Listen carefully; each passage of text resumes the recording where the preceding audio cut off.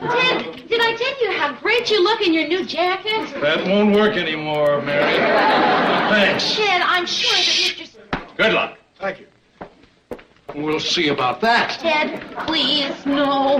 Ted. Get out of my way, Mayor. I've got personality, too. Ted, you don't.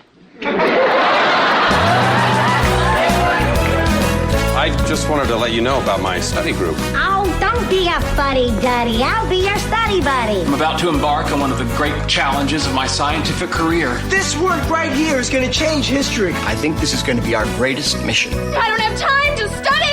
I'll never get into Stanford. I got big plans for you tonight. I got maps, I got charts. I got to see you through this because my credibility is on the line. It's at this point that you'll want to start taking notes.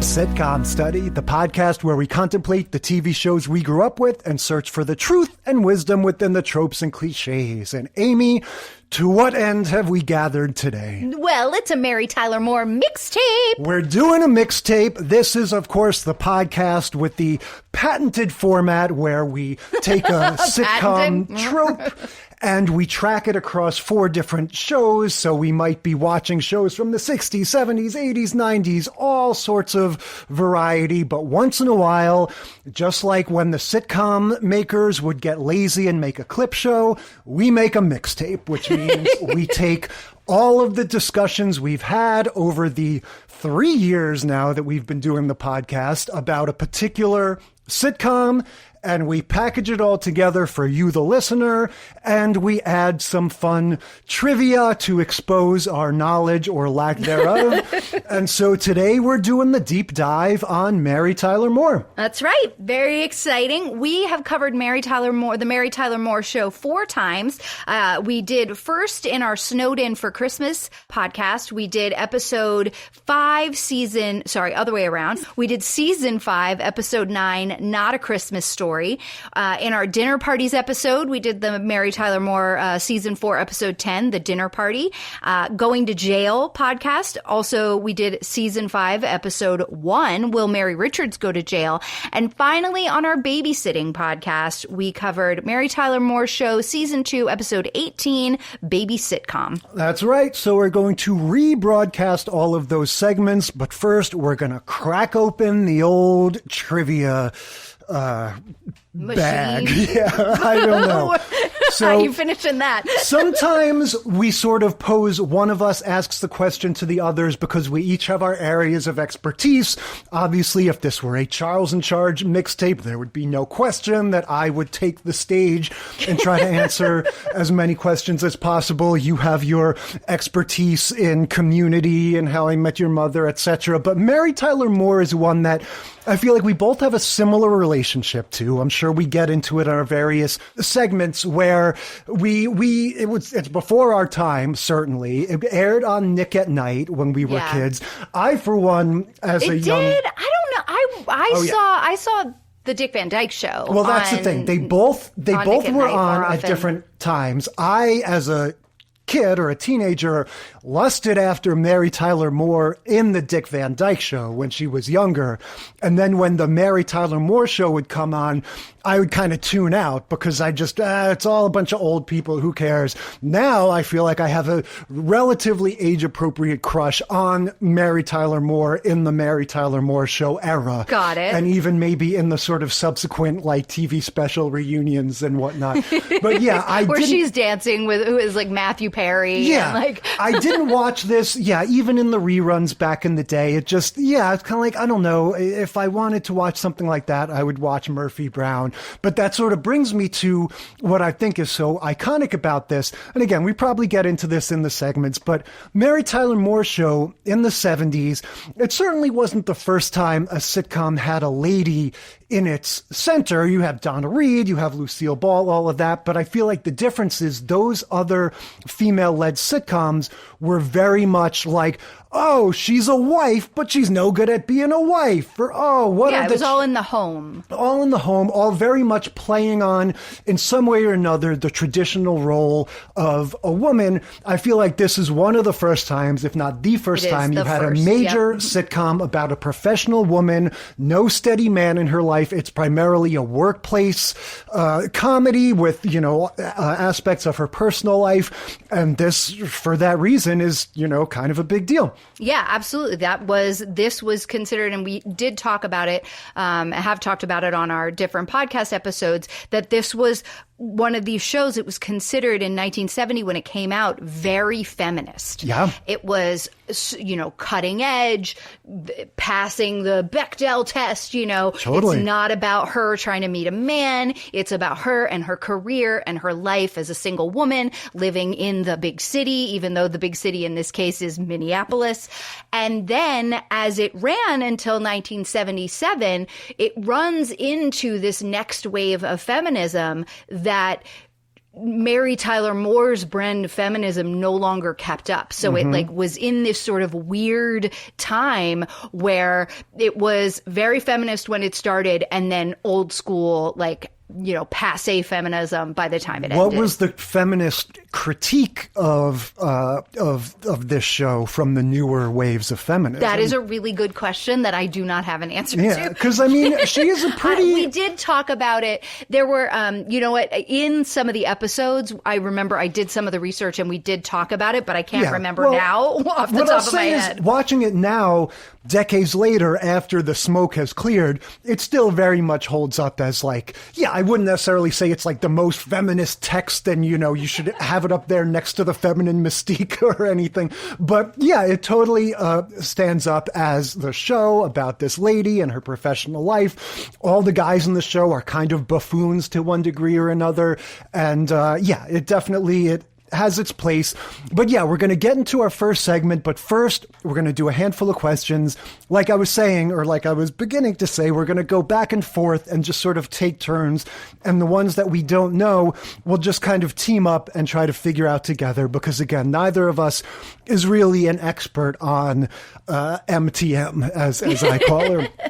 So, all right, you ready for number one? I am ready for number one. This is a softball. What is Mary's last name on the Mary Tyler Moore Show?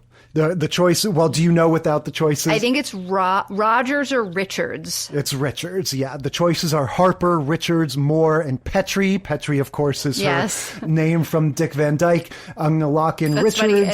Whoa, okay. Hello. We got a sound effect there. Yeah. The Harper is Valerie Harper, who played Rhoda. That's where that last name comes from. Those are some wily red herrings that they're trying to give us. But yes, Moore stars as Mary Richards, an unmarried, independent woman focused on her career. All right. So I think I've already given this one away. Where does the Mary Tyler Moore Show take place, Jay? In the great city of Minneapolis. That is correct. At the beginning of the series, Mary moves to Minneapolis on the heels of a broken engagement. Mm-hmm. Number 3, what is the show's theme song? Oh, God. Okay, so I always, and we've talked about this on previous episodes of the podcast, I get this intro confused with the That Girl intro. And because they both are wandering through the city, That Girl is Marlo Thomas. I feel like There's a New Girl in Town is the correct name. It is not. The answer is definitely, and I haven't clicked on anything yet, it's Love Is All Around. Oh. And I know that partially because, in addition to just remembering it from the show, there's a really great Joan Jett cover of this song. Oh, that's right. Up-tempo. Love is all around.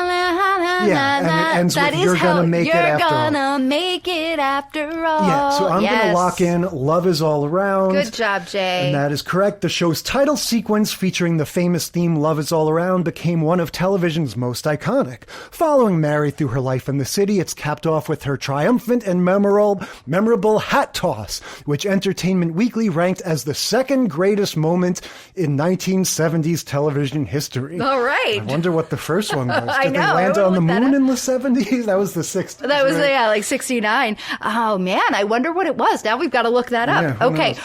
So what television station does Mary work at? Yes, this one I would not know without the choices. And even with the choices, I'm going to open this up for collaboration here because I got nothing. So, well, it's obvious. So the choices are NBM, KZV, WJM, and DBC. So here's one thing that we know, right? If you are west of the Mississippi, your television station starts with a K. If you are east of the Mississippi, your television radio stations start with a W. That's the dividing line. I had WPIX here, but it's kind of weird because wouldn't the west ones have the W? No, you know what? I'm sure it comes from something, but it comes from something, but I don't know. I just know that what is weird about this, though, is that it's just 3 letters instead of 4. Usually there's the 4 letters. So, and now I'm second guessing myself because I would have said KZV. But now I'm thinking maybe it's NBM. Yeah, I mean, the question is... NMB. Were they trying to just do a play off of like NBC, right? Yeah. Or ABC and change? Because maybe BC is broadcast company, and so the D would be... No, I don't think so. Okay, so my guess is going to be NMB. No, that doesn't sound right. I think you should go with KZV. your gut. Yeah, let's lock in KZV. Wrong. Boo. And that's all we get. It just gives us a big old X. So there it is. WJM TV. She applies for a secretarial job, but that's already taken. She is instead offered a position of associate producer at the station's 6 o'clock news. That's quite a upgrade. Go figure. Who is Mary's landlord? Ooh, Mary's landlord is Cloris Leachman. So, Phyllis? Okay, Phyllis is one of the choices. Let's see. Phyllis Lindstrom is Mary's snobbish, self-absorbed, and interfering friend and downstairs neighbor. It is later revealed that the Lindstroms manage the large Minneapolis boarding house in which Mary lives. Booyah. All right, last question, Jay. Who hosts WJM TV's block of children's programming? Okay, well, I definitely wouldn't know that off the dome, so I'm going to look at these choices, which are Krusty the Clown, Chuckles the Clown, Toodles the Clown, and Buddy the Clown. The only one I can rule out is Krusty, because he's from The Simpsons. Right. But all the rest, this is not ringing a bell for me. All right, so one of the greatest episodes of television in history, according to TV Guide, is Chuckles Bites the Dust. And that is when Chuckles the Clown dies in some hilarious circumstances, and the whole cast is making fun and laughing about the fact that this guy's demise. And Mary is like, "You guys, that's not nice," and I can't believe you're laughing at his misfortune and all of that. So definitely a show that we should find a trope within, funny deaths or something to do clown hijinks, because it's such a highly regarded and highly rated show. So I think the answer is Chuckles the Clown. All right, we're putting in Chuckles. Yes, Chuckles the Clown portrays a range of characters, including Peter Peanut, Mr. Fee-Fi-Fo, Billy Banana, and Yoo-Hoo. But it is Peter Peanut which proves to be his undoing when he is hired as the Grand Marshal for a circus parade, dressed in his peanut costume, and a rogue elephant tries to shell him, resulting in fatal injuries. So there you go. That's the plot of Chuckles Bites the Dust. Yeah, really. We definitely need to watch that one. Yeah. All right. So now we're going to listen to our segment from the Snowed In for Christmas podcast. Yes. This is where, in addition to Mary Tyler Moore, we also watch the Perfect Strangers episode where they get snowed in for Christmas and they can't have the Christmas that Larry dreams of. This was the Charles in Charge one where they go up to the cabin and they get marooned up there. Mm-hmm. We had Roseanne where they get snowed in the diner, right? Yep. But since we always go chronologically, the first sitcom we talked about on that podcast was Mary Tyler Moore. Yeah. And here is that segment. Oh, and it's so good with Betty White and everything.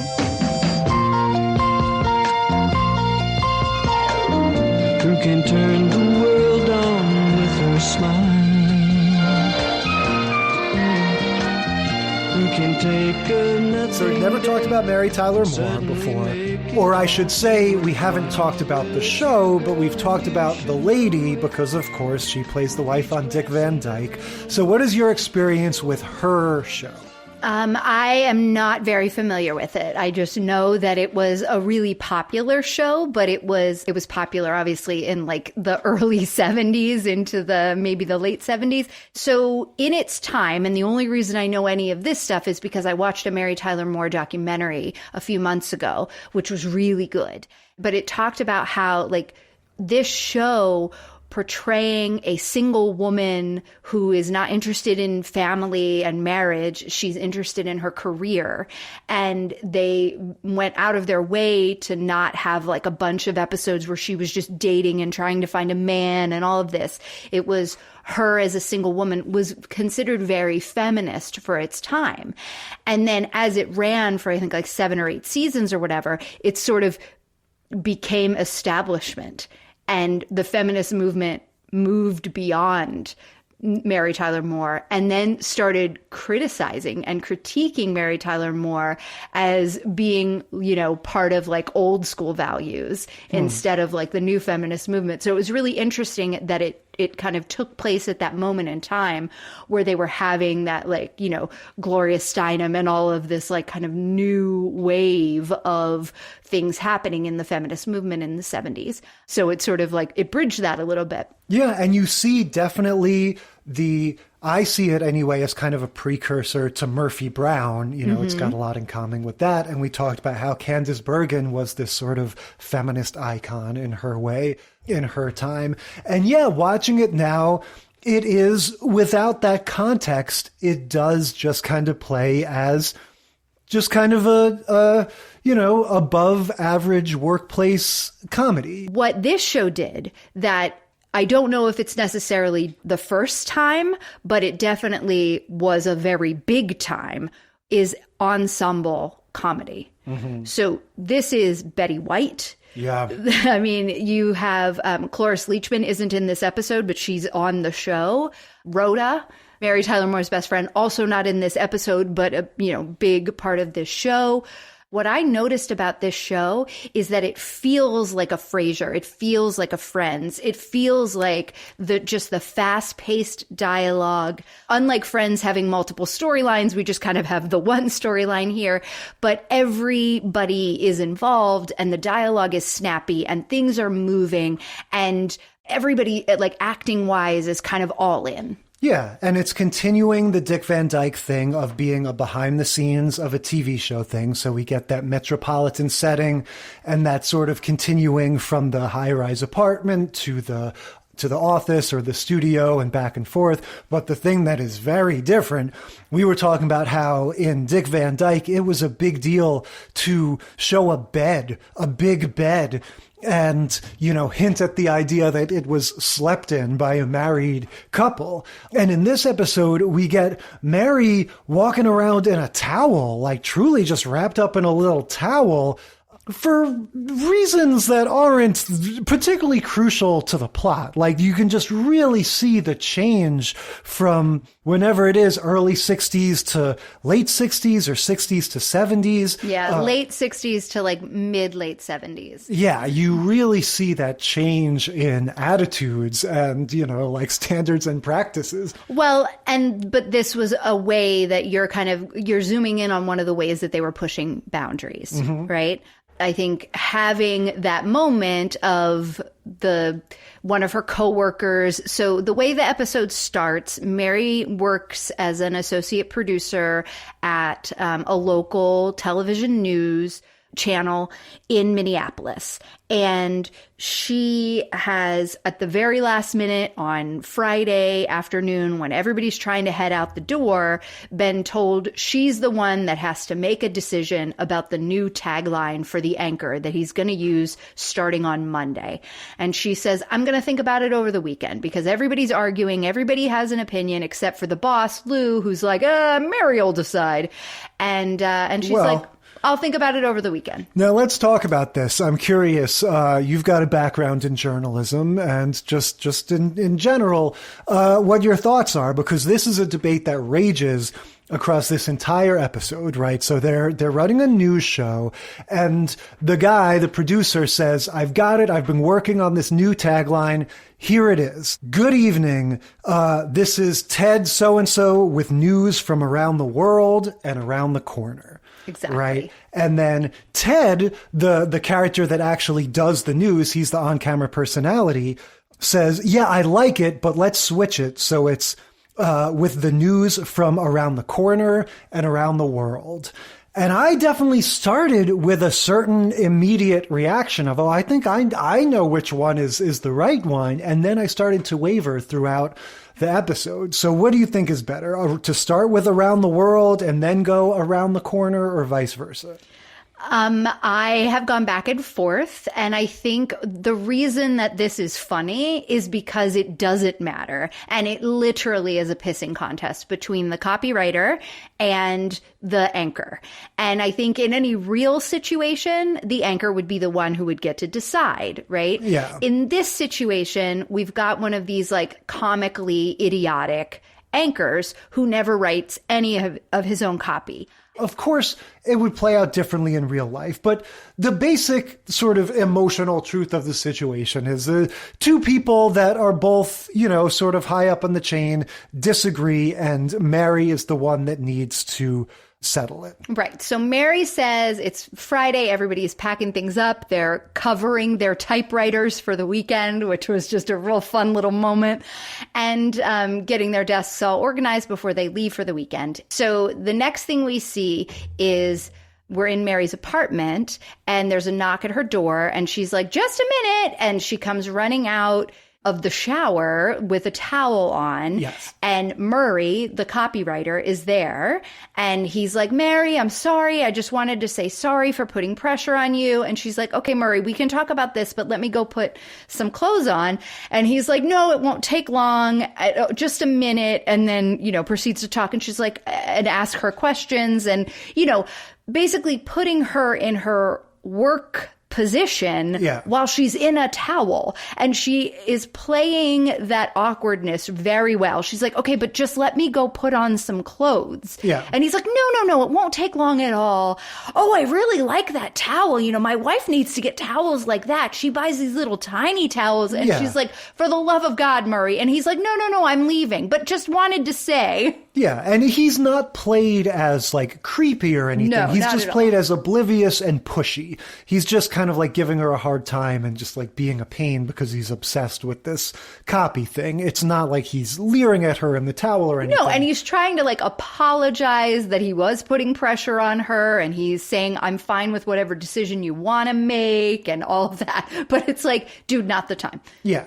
And so back at work, she does make a decision about this, and she opts for Murray's phrasing, whichever one he chose.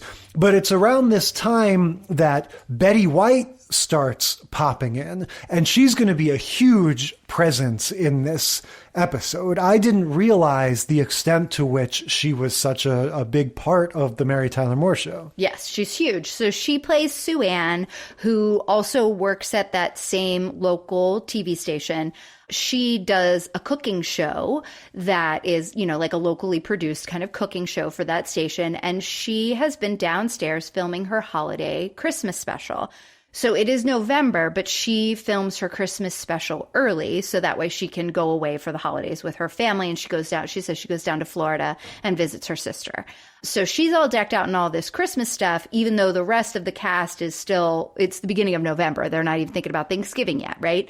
So it's interesting. We get this like Christmassy kind of episode, even though it's not yet Christmas. Yeah, it's not Christmas, but Betty White is doing this Christmas stuff because she's filming her special. So her character, it just became very clear like what the Betty White formula is in this episode, or like it became clear in this episode, and I see how it spans across her whole career. She's explaining her Christmas special, right? That she cooks foods from all over the world. She says it's called Yuletide Yummies for Worldwide Tummies. That's right. And so she says stuff like that, but then every once in a while she'll throw in something saucy, like either something sexual or just something very kind of like nervy and audacious, and the crowd just goes crazy. When she's talking a little later on about her Christmas dinner that she wants to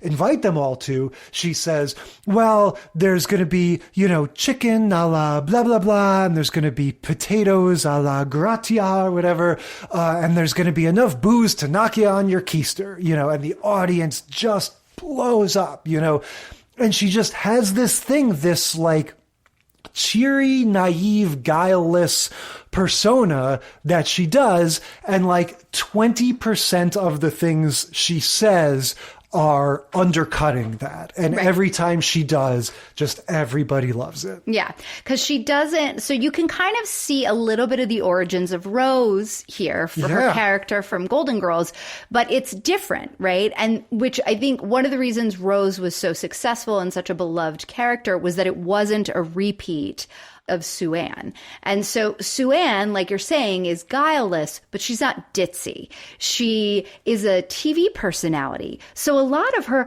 we're homey and we're going to have this great is more like Rachel Ray, like we're so happy we're going to put on a thing. But then these are her, colleagues, people that she knows. So she doesn't keep up her kind of TV persona all the time. Yeah. She's like, and we're going to have enough booze, so you better get your ass downstairs, kind of a thing. That's the difference. I think what I would argue is that contrast of all of the naivete and cheerfulness and then being undercut by the sass is there in both characters, but the difference is her character on the Mary Tyler Moore Show, it's part of her character and she's aware of it, and she's deliberately undercutting it with these moments of audacity or of freshness or whatever. Whereas when she's Rose in Golden Girls, she's not in on the joke. And so she says things that undercut her naivete, but it's by accident and she doesn't know what she's saying, or she's saying it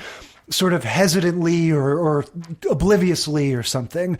It's the same, it's tapping into that same sort of rhythm, that same sort of note that she hits in her delivery, but the characters are different. Yes. And I don't know her earlier work enough to know if that's also, what she was doing in her comedy prior to the Mary Tyler Moore Show. But I wouldn't be surprised if that was like her origin story from jump. Yeah, I don't know either. We've got to do one of the spotlight episodes on Betty. Yeah, oh gosh, that would be a fun episode. Yeah, definitely. But like I said, she kind of takes over the episode. This feud between Murray and Ted is going to persist and sort of culminates in Murray quitting the show. Yeah, it culminates and expands, right? Because so what happens is Mary says, I agree with Murray, and you're going to say around the world and around the corner.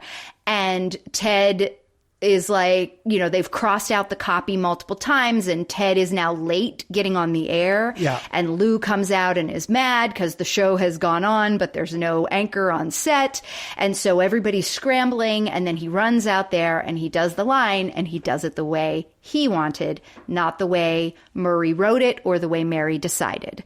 So then he comes back off after, the show is over. And at that point, Murray has quit, and Lou and Mary have spent the entirety of the news broadcast trying to convince Murray not to quit. And then Murray goes out like he's going to leave, but he can't leave because now he's snowed in. So he's back and having to hang out, and they're trying to convince him not to quit. And then Ted comes off the air, and it turns into this whole fight. Everyone's blaming everyone else. It's, no, it's your fault. No, it's your fault. And here's why. And Lou's mad because there was dead air, and Mary's mad because because she made a decision and it wasn't respected. And Ted's mad for no damn reason because he's the one that caused all the problem, but he just gets in on the fun. And Murray's mad because he wrote something and a decision was made and nobody did it and it wasn't backed up and it took too long. And it's like this dysfunctional workplace kind of situation that was really frustrating to watch as like a person who feels frustrated at work very often. But they still like each other. And it was, Well, and as this crucible is sort of coming to a boil, they can't leave because they're snowed in. And this has been hinted at throughout the episode. We didn't mention it, but when we were in Mary's apartment, they have the great sort of backdrop outside her window, the fake city that you see outside her high rise. They had the nice snow covered like treatment to that. And throughout the episode, as they've been coming into work, we've gotten that thing of, as people get in, they're, it's crazy out there, and it's a familiar and like cozy vibe, I think, that idea of being at work and as everyone filters in and everyone's all like wet and snowy and sort of like commiserating about how hard a time they had getting there. I feel like most people, at least depending on where you are in the world, have had that experience. And so they've been laying the groundwork for this. And now it's like, we're marooned at the studio. We can't leave. Right. And they have all told Sue Ann, Betty White, no. She's invited them all to come down and eat all the food that she has cooked for her Christmas special. Yeah. And everyone has said no because they have plans, but now they don't have plans. And none of them are speaking to each other. So Sue Ann comes back up and is like, you have no other options. Come on down and eat. Yeah, she says the line I said before about how I've got all the fancy food and lots of booze. And so they say, okay. And so they go down and they all sort of sit around her table like Last Supper style. They're cheating the seating so that the camera can see them. So they look like the apostles, like at this big long table, all sitting on one side of it. Yes, they do. And there's this little bit where Betty White tries to tell them, where to sit and everyone's fighting. So Mary keeps telling other people to sit in the next chair so that she doesn't have to sit by so-and-so. And then Murray doesn't have to sit by Ted, and everybody's separated, with people in between. And then Mary takes her seat at the end of the table. Sue Ann's right in the middle. And then she lays it on everybody that in order to get the first course and the subsequent courses, you have to sing for your supper. And your songbook is right there. So we get the first of our multiple 12 Days of Christmas that we're going to get throughout these episodes. Yeah. Now, 12 Days of Christmas strikes a chord for me.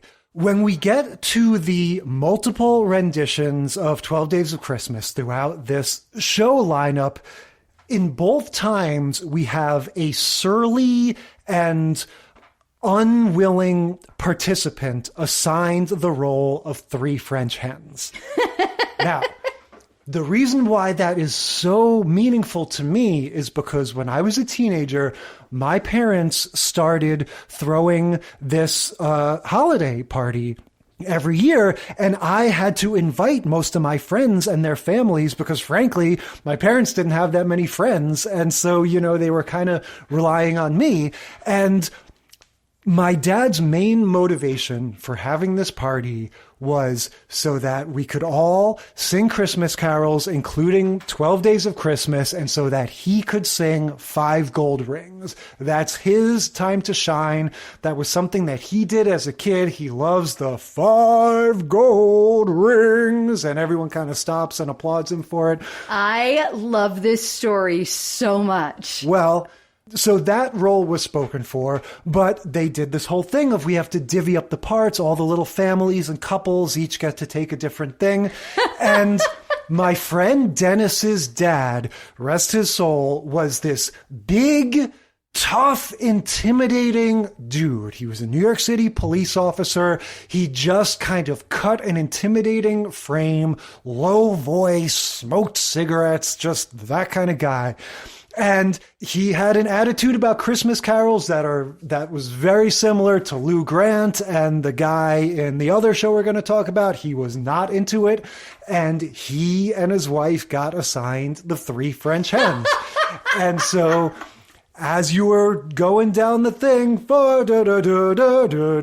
and it would get to him, and every time you'd go, 3 French hens. And it was the funniest thing ever. We still talk about it to this day. And so it just tickled me that in not one but 2 of these episodes, they have that joke. And it's specifically the 3 French hens in real life and in sitcoms that somehow finds itself. That is amazing. Yeah. So yeah, like you said, Lou Grant gets the role of 3 French hens, and he delivers it just like Dennis Sr. did back in the 90s. back in your day, right? And also Betty White gives herself 5 gold rings in the same way that your dad wanted to have that part. She takes it for her moment, and she's like, 5 gold rings. Yeah, that's definitely the lead role in that song. So they are all sort of uncomfortably, angrily singing along, and she's serving up the food, right? Right. And eventually Lou Grant sort of has had enough, I think, because he says, like, look, I'm not doing this anymore. Like, I'm not wearing the silly hats. I'm not singing. And Sue is really hurt that they're not going along with it. And this is, again, another subtrope that the sort of animosity and like the whole, the mean sort of toxic attitude that's taken over the room is broken by somebody spontaneously singing specifically Silent Night while everybody else sits in silent contemplation. That's right. And it's always like somebody off to the side who hasn't had a lot of lines in the episode, who is just really quietly like, man, I got to do something to kind of like bring this back together. And it's like, ding, silent night. Yeah, if there's a child present, that's the person who's got to do it. But in this case, a childlike woman. Exactly. I was just going to say, since there's no child here, they get this other, friend of theirs character, this very recognizable character actress. Yeah, I don't it's know Ted's her name. wife. Okay. She's one of these people, they say if you can see the white on the top and the bottom of somebody's eyes, that means they're insane. Like, she's one of those people. She's got just very distinctive face and voice, and she's the one, like you said, she has this funny, mousy little voice, and so she is like a child, and she starts singing Silent Night, and you get this beautiful sort of sitcom, heartfelt moment punctuated by the humor, right? Because they all have that quiet moment. The song ends. Mary says, "Can anyone even remember why we were fighting?" And there's like a beat, and then Murray goes, "Well, yeah, I remember." And the other one goes, "Yeah, I sure can." And it's and they're all mad again. Yeah, this and then they go to anything. commercial, which this was the weird thing for me. So she starts singing, like you said, everybody is saying, "Oh, or Mary Tyler Moore, oh, I don't even remember." Then everybody says, "Yeah, we remember." And then they get angry with each other again and cut to commercial. And I was like, man, that's kind of a bummer, because it felt like the end of the episode. So I was like, man, that's kind of a bummer, like, way to end on it. I wonder how they're going to like bring it back around. It was like they didn't want to end on something really sappy, so they ended up on the like comedy joke, and then we get a little, kind of credits tag after that where they come back and they all have just decided they don't care anymore. Well, here's how I took that. The show ended before the commercial break. And what we were seeing, I think this is a subtrope we'll see, not necessarily in these, but I think you see just with TV Christmas episodes in general. I think that was the cast. Like playing with the audience. Yeah, just doing like, now we're going to sing for real. Like, because Lou Grant had totally broken the grumpy character. I think it was like the show's over, and now as a special treat, the cast of the Mary Tyler Moore Show is going to sing a Christmas song. And they're just like goofing around, because they weren't looking at the audience when they weren't doing it in a performative way. They were still singing to each other. But they're laughing. Yes. And they just, like you said, goofing around. Well, Mary Tyler Moore goes, "One more time." Well, it reminded me of the thing I hate now, how every Broadway show after like 2004 ends with post-curtain call. The cast starts singing and dancing and asking the audience to clap and dance along. And it's got that vibe of like, yeah, yeah, you know what? We're all up here. Come on, let's do it. And so like that felt like what it was. Yeah, maybe you're right. Maybe they were just like filming little pieces that were meant to be them just like singing and to throw in wherever. But I think you're right. It does make more sense that the episode ended on that like sappy, but no, we're still like joke, we're still mad moment, and that this was just like a tag. That makes sense. Yeah, and I think that because this is a show about adults, and again, it's the 70s, a sort of notoriously, dark and jaded time, I think that maybe this isn't a show that's going to go for like, we need to learn a lesson and have a journey and stuff. Like, I think they have the freedom to end the show with everybody still kind of being pissed off at each other and having the conflict still be a little unresolved, because it's not Full House. We don't have to make sure that DJ has learned to always tell the truth or whatever. We can end the episode with the people being annoyed at each other and pick it up next time. Pick it up next time. Yeah, I wanted to say before we moved off this, there was a joke that we didn't mention, but it just totally typified to me that sort of like top-notch, old-timey sitcom writing when they're arguing about the catchphrase. And Ted comes back into the studio and says, I know that my wording is better. I just asked Ollie, the elevator operator, and he agrees with me. And Murray goes, what? That doesn't mean anything. What experience does he have? And he goes, are you kidding? Ollie's been operating that elevator for 17 years.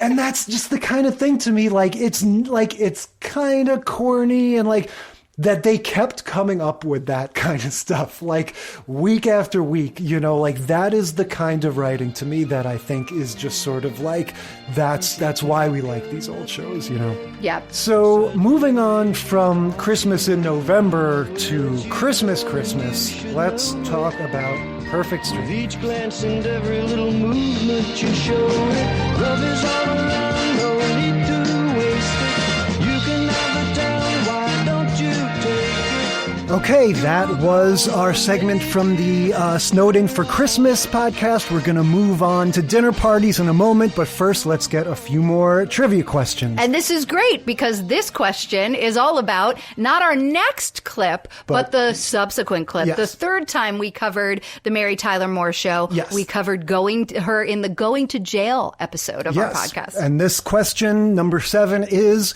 why does Mary go to jail in Will Mary Richards Go to Jail? Well, she will not reveal her source. Yes, this was the episode that sort of dived into the Watergate-esque scandal. It was like one of the only times they got political in that way. Yeah, this was like Jeff Daniels on the newsroom. She refused to identify her source, and she was ultimately found in contempt and sent to jail. So, yeah, that's choice number A right here, refusing to name a source. I'm going to click that, and it's correct. When Mary gets a scoop in the form of secret documents from a deep throat-like source, Ted takes all the credit for the story until Special Agent Harris from the Justice Department starts asking questions. Mary chooses jail rather than revealing her source. All right, number 8. Wait, it was you got to say this part because that was so funny. That was like such a good part of that episode, right? Yes. The and we talk about it in the clip where the prostitutes were so, one of the prostitutes was so funny and her banter, and then it turned out that she had this like horrible, like she was so good in this episode, she got another show off of it, and then had this like crazy untimely death. Very sad story, but yeah. So the last sentence of this explainer says, Mary chooses jail rather than revealing her source, resulting in a comical scene in which she shares a cell with prostitutes. What did they get you for? Asks one, impersonating a Barbie doll. Yeah. All right. So what does Mary lie about on her application for her newsroom job? That's from the pilot. Yeah. I'm going to say her work experience. I think that's probably correct. Oh, that's wrong. All right. So maybe college degree or her age? Yeah. I don't know. Maybe her age? Nope. College degree. That's the correct answer. In The Best of Enemies, Rhoda stops by the newsroom to pick Mary up and mentions that she lied about being a college graduate on her application. Although no one, including Lou, cares, Mary is upset, and it leads to the first serious test of their friendship. That's another good trope. Sure. Best friend fights. Yeah, or lying on a resume or something. Yeah. Job interviews. All right, what is the name of the WJM TV show on which Sue Ann Nivens, played by Betty White, gives advice to housewives on cooking and decorating? That is The Happy Homemaker. The Happy Homemaker is correct. Sue Ann chooses unusual and sometimes ludicrous themes for The Happy Homemaker, such as, what's all this fuss about famine? And a salute to fruit. She once confessed that she would rather flush her veal Prince Orloff down a toilet than serve it reheated, and suggested buying colorful happy goldfish as companions for the infirm, and then, when the goldfish died, using them as fertilizer for houseplants. She is Martha Stewart before Martha Stewart was even a glint in our eyes. Yep. All right, Jay, which first lady makes a guest appearance on the Mary Tyler Moore Show? 1970 to 1977. I think you can figure this one out. Yeah, I'm going to say Carter.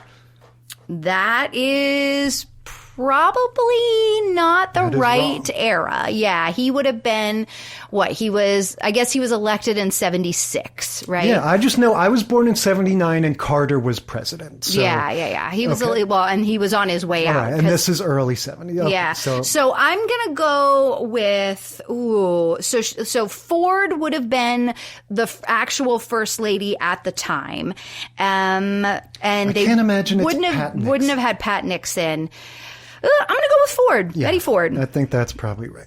Yes. In the seminar, Lou takes Mary with him to a broadcast seminar in Washington, D.C., promising to introduce her to the political movers and shakers. The promised gathering doesn't seem to materialize, and Mary ends up going to a party with several minor government officials. When she returns to Lou's room, he tells her that she's just missed astronaut John Glenn, journalist Eric Severid, Ethel Kennedy, former Vice President Hubert Humphrey, and the President and Mrs. Ford. But she doesn't believe him, even after he gets a phone call from First Lady Betty Ford asking if the president has left his pipe in the hotel room. All right, one more. Number 11. How does Sue Ann dot her I's? Ooh, maybe with little hearts? Yes, I would guess that. We've also got choices like flowers, diamonds, and stars. It is hearts. When Sue Ann leaves a note in Lou's pants after they spend the night together, Mary finds the note and comments that whoever wrote this dots their I's with little hearts, just like Sue Ann does. Oh. A telltale heart, you might say. All right, so now we're going to take a listen to our segment on dinner parties. This one also started with Mary Tyler Moore because that was chronologically the first. We also talked about the Jeffersons, the Wonder Years, and The Office, one of the most iconic episodes of The Office. Mm-hmm. But here is our discussion of Mary Tyler Moore from the Dinner Parties podcast. You can take a nothing day and suddenly make it all seem worthwhile. Well, it's you, girl, and you should know it. Yeah, so Mary Tyler Moore, again, I love these old-timey sort of economical setups, you know, very first scene, Rhoda answers the phone, hello, oh, Mary, it's for you. It's a congresswoman. Right. It's a congresswoman that Mary had interviewed. Yes. And they just kind of got along well, and she's yes. a good person to know, a good connection to have. But I guess, you know, just like I was saying just a minute ago, I don't really understand this sort of social pressure that Mary feels to say, like, oh, you're going to be in town? Yeah, Mary feels like, oh, the proper thing to do is to give a dinner party. Right. I think that this congresswoman's whole reason for calling was to score an invitation. Because she calls after doing this interview, they, you know, off camera at some other point in time, this interview was conducted, and she calls Mary's house, not her work, because this interview was done for Mary's work. Yeah. She calls Mary's house to say thanks again. It was, you know, great getting to know you, and what a lovely interview. Or I think it was the interview had aired, and she was like, you know, it came out really well. Thanks again.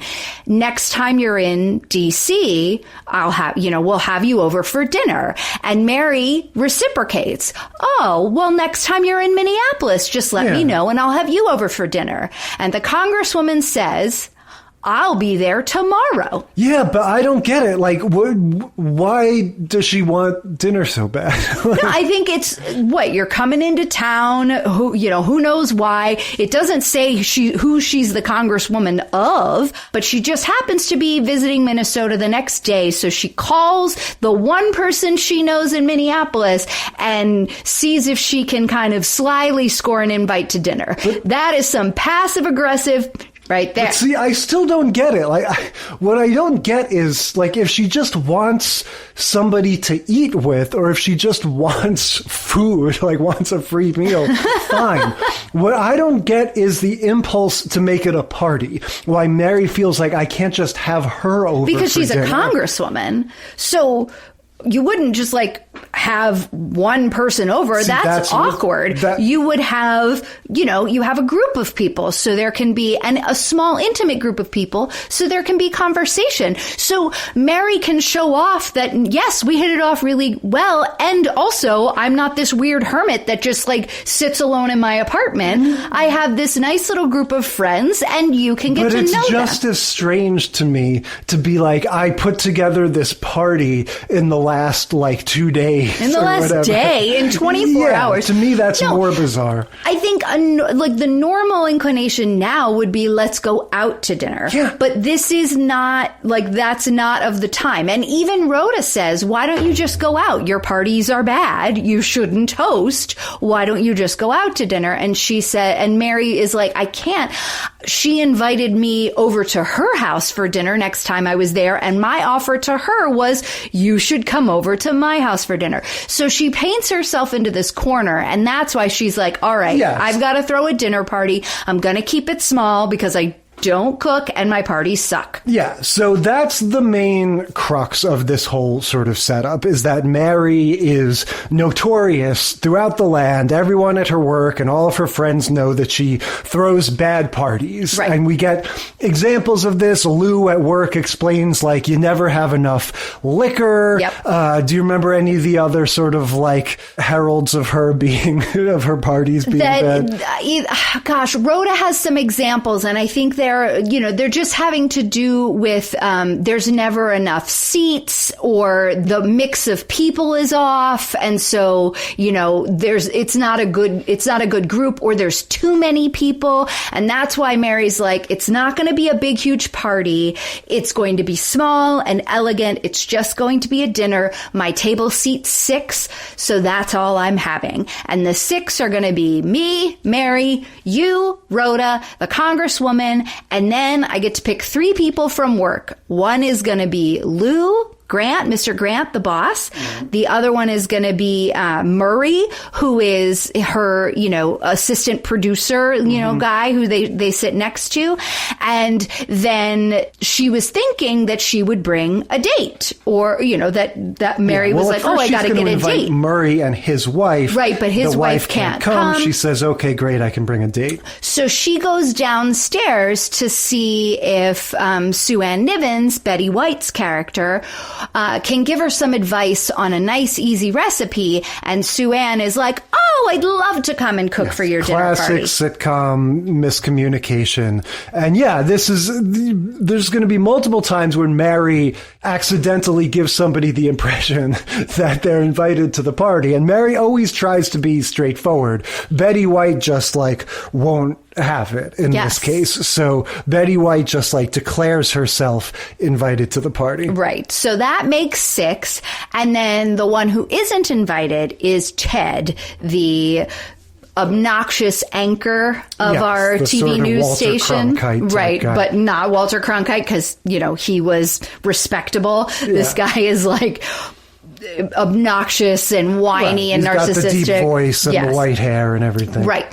So he, of course, finds out about the party, and then we get this recurring joke of him telling this sad story, trying to get an invite, but not getting an invite. Oh, yeah. Well, he's the one. The same thing happens where he finds out about the party, and then this time Mary does get to break the news to him, and she's impressively straightforward. I mean, she really has to, really penetrate his assumption that he is invited to the party. And his playing dumb on purpose so he can try to make her uncomfortable. Yeah, and then he has this whole origin story about being a little boy and the girl. 15-year-old, didn't get invited to the party. Yeah, exactly. And then he insists on approving each person that was invited ahead of him. Right. He's like, well, okay, I at least need to know who these 6 people are. And of course, Mary tries to sort of fake him out by just telling him 4 of them and not mentioning,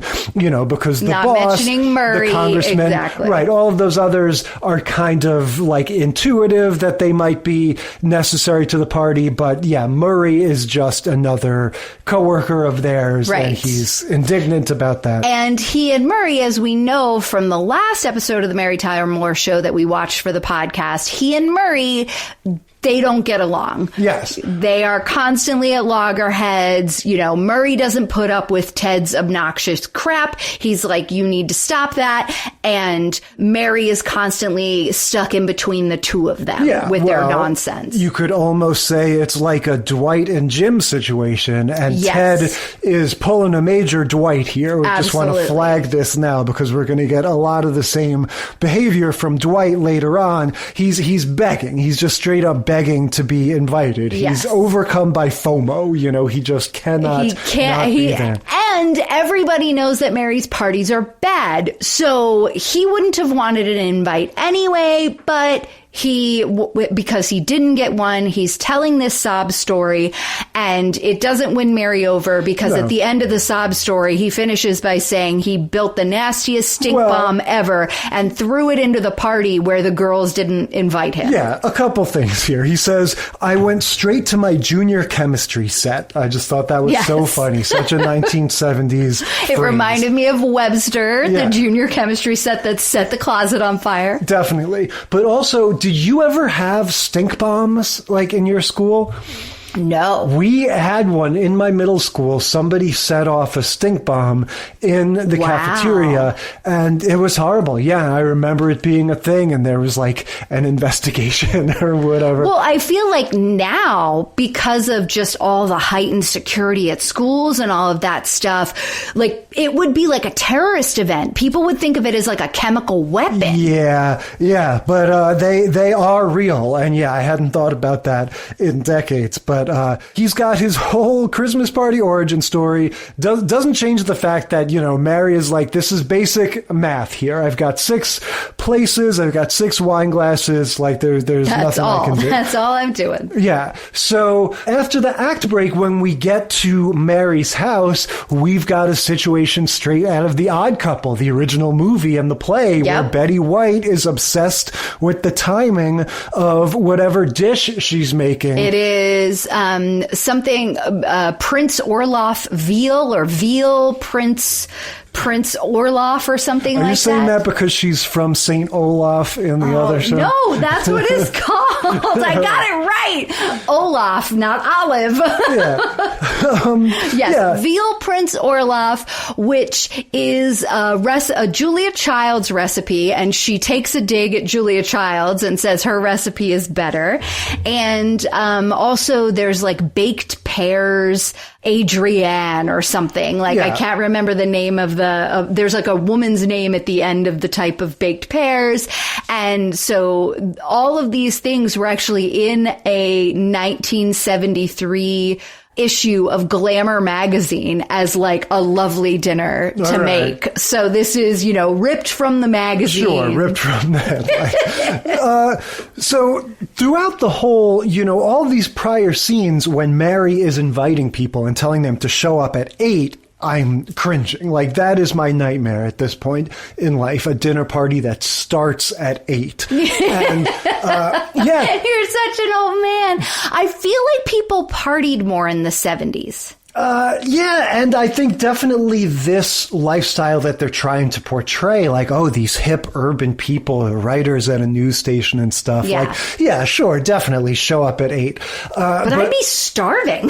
Yes, and I would just be dead tired and ready to leave. But yeah, Betty White is incensed. She's like, this must be eaten at 8 o'clock. Right. And, you know, Mary is like, nobody is here. Like, it was 7:45, and she starts announcing, like, we are eating in 10 minutes. Yes. And then when she gets down to 5 minutes, she counts down Mary, 5 minutes. Yes. Mary, 4 minutes, and all the way down. But then everyone arrives right on time. Sue Ann has put all the salads out. So as people are arriving, Mary's apologizing and saying, our timings are a little messed up. So please come over and have your salad now. I'll attempt to get you a drink before we start dinner. Yeah, so we've got all kinds of cascading farcical stuff here. We've got the Sue Ann stuff, Betty White, like we're saying. We have young Henry Winkler, yes, right? Pre-Fonzie. Very first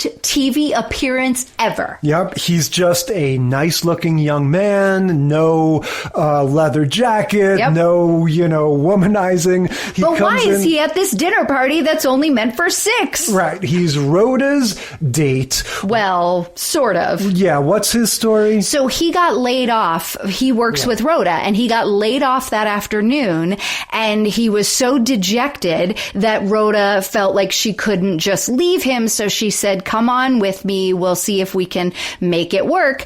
And Mary has a table, basically like the kids' table, but she has a little, seating area with a little table in like by her window, by like a breakfast nook. So it's way in the back of the set. It's a little bit high. It's inspired. Like, it's very funny. It just adds this farcical, theatrical. It's got a very floral tablecloth over it.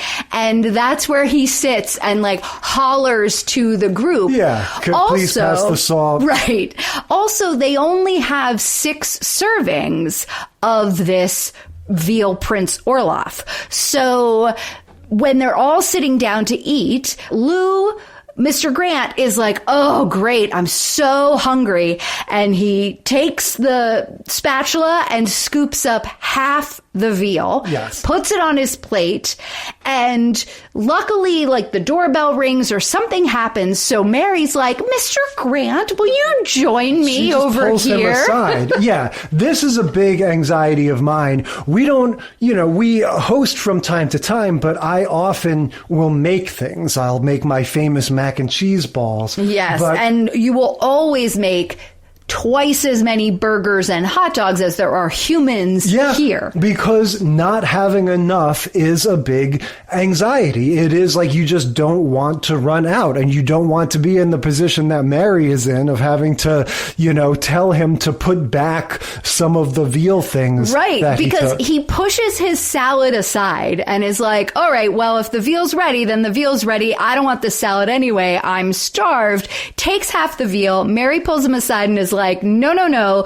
there's only 6 servings. Sue Ann told me explicitly, there's only 6 servings. You've taken 3. That means other people aren't going to eat. You need to put some back. And he's like, are you kidding? He's already had a bite of it. So he goes back and he goes, oh man, you know what? I'm not as hungry as I thought I was, and slices off 2 of the servings and plops them back on the platter and pushes some salad around it to make it look nice. Yeah, so he reluctantly puts them back. Lou Grant is dressed, by the way, like Spats Columbo or something. He's dressed like a 1940s gangster with a pinstripe. A wide pinstripe suit on. It looks nice. And it's not his normal, like, work look. No, exactly. They have to differentiate him because he wears, a suit of some sort, I'm sure, all the time. Like just a regular gray or blue or whatever. Some frumpy suit. Somewhere in all this congresswoman shows up. She's kind of a non-entity. It's like she's there to be this high status figure that is sort of providing extra pressure for this to go well, because otherwise the only stakes would be that Mary might make a fool of herself in front of the people she hangs out with every day. Yeah, and she is very recognizable. Like, this is a woman, this is one of these character actors that you just see her and you're like, oh, I know who that is. No idea what her name is, but you know who it is. Her name's Irene Tedrow, and she's just in all the things. Yeah, so she shows up, and she's just sort of fancy and provides that extra stakes, but she doesn't really do much. We sort of gloss over, like, the actual dinner itself, though you have those little hijinks things we mentioned, and then it sort of does the little, like, boobity-boobity-boo, establishing shot, reset, and it's like, after dinner, this congresswoman is going, oh, Mary, you've pulled it off completely. Such good conversation, such lovely people. And it's like, okay, everything went off. And then Ted shows up. Right. Ding dong, knock at the door, and we've got Ted, and he's all sad, and he's like, oh, Mary, I decided that I would get you some dessert. Here's sherbet for 6. You don't have to let me in, being very dramatic. And Mary's like, do you want to come in? And he's like, oh, no. And so they have this whole back and forth, and she keeps like inching the door more towards closed. And he's like, you're not going to shut that door in my face, are you?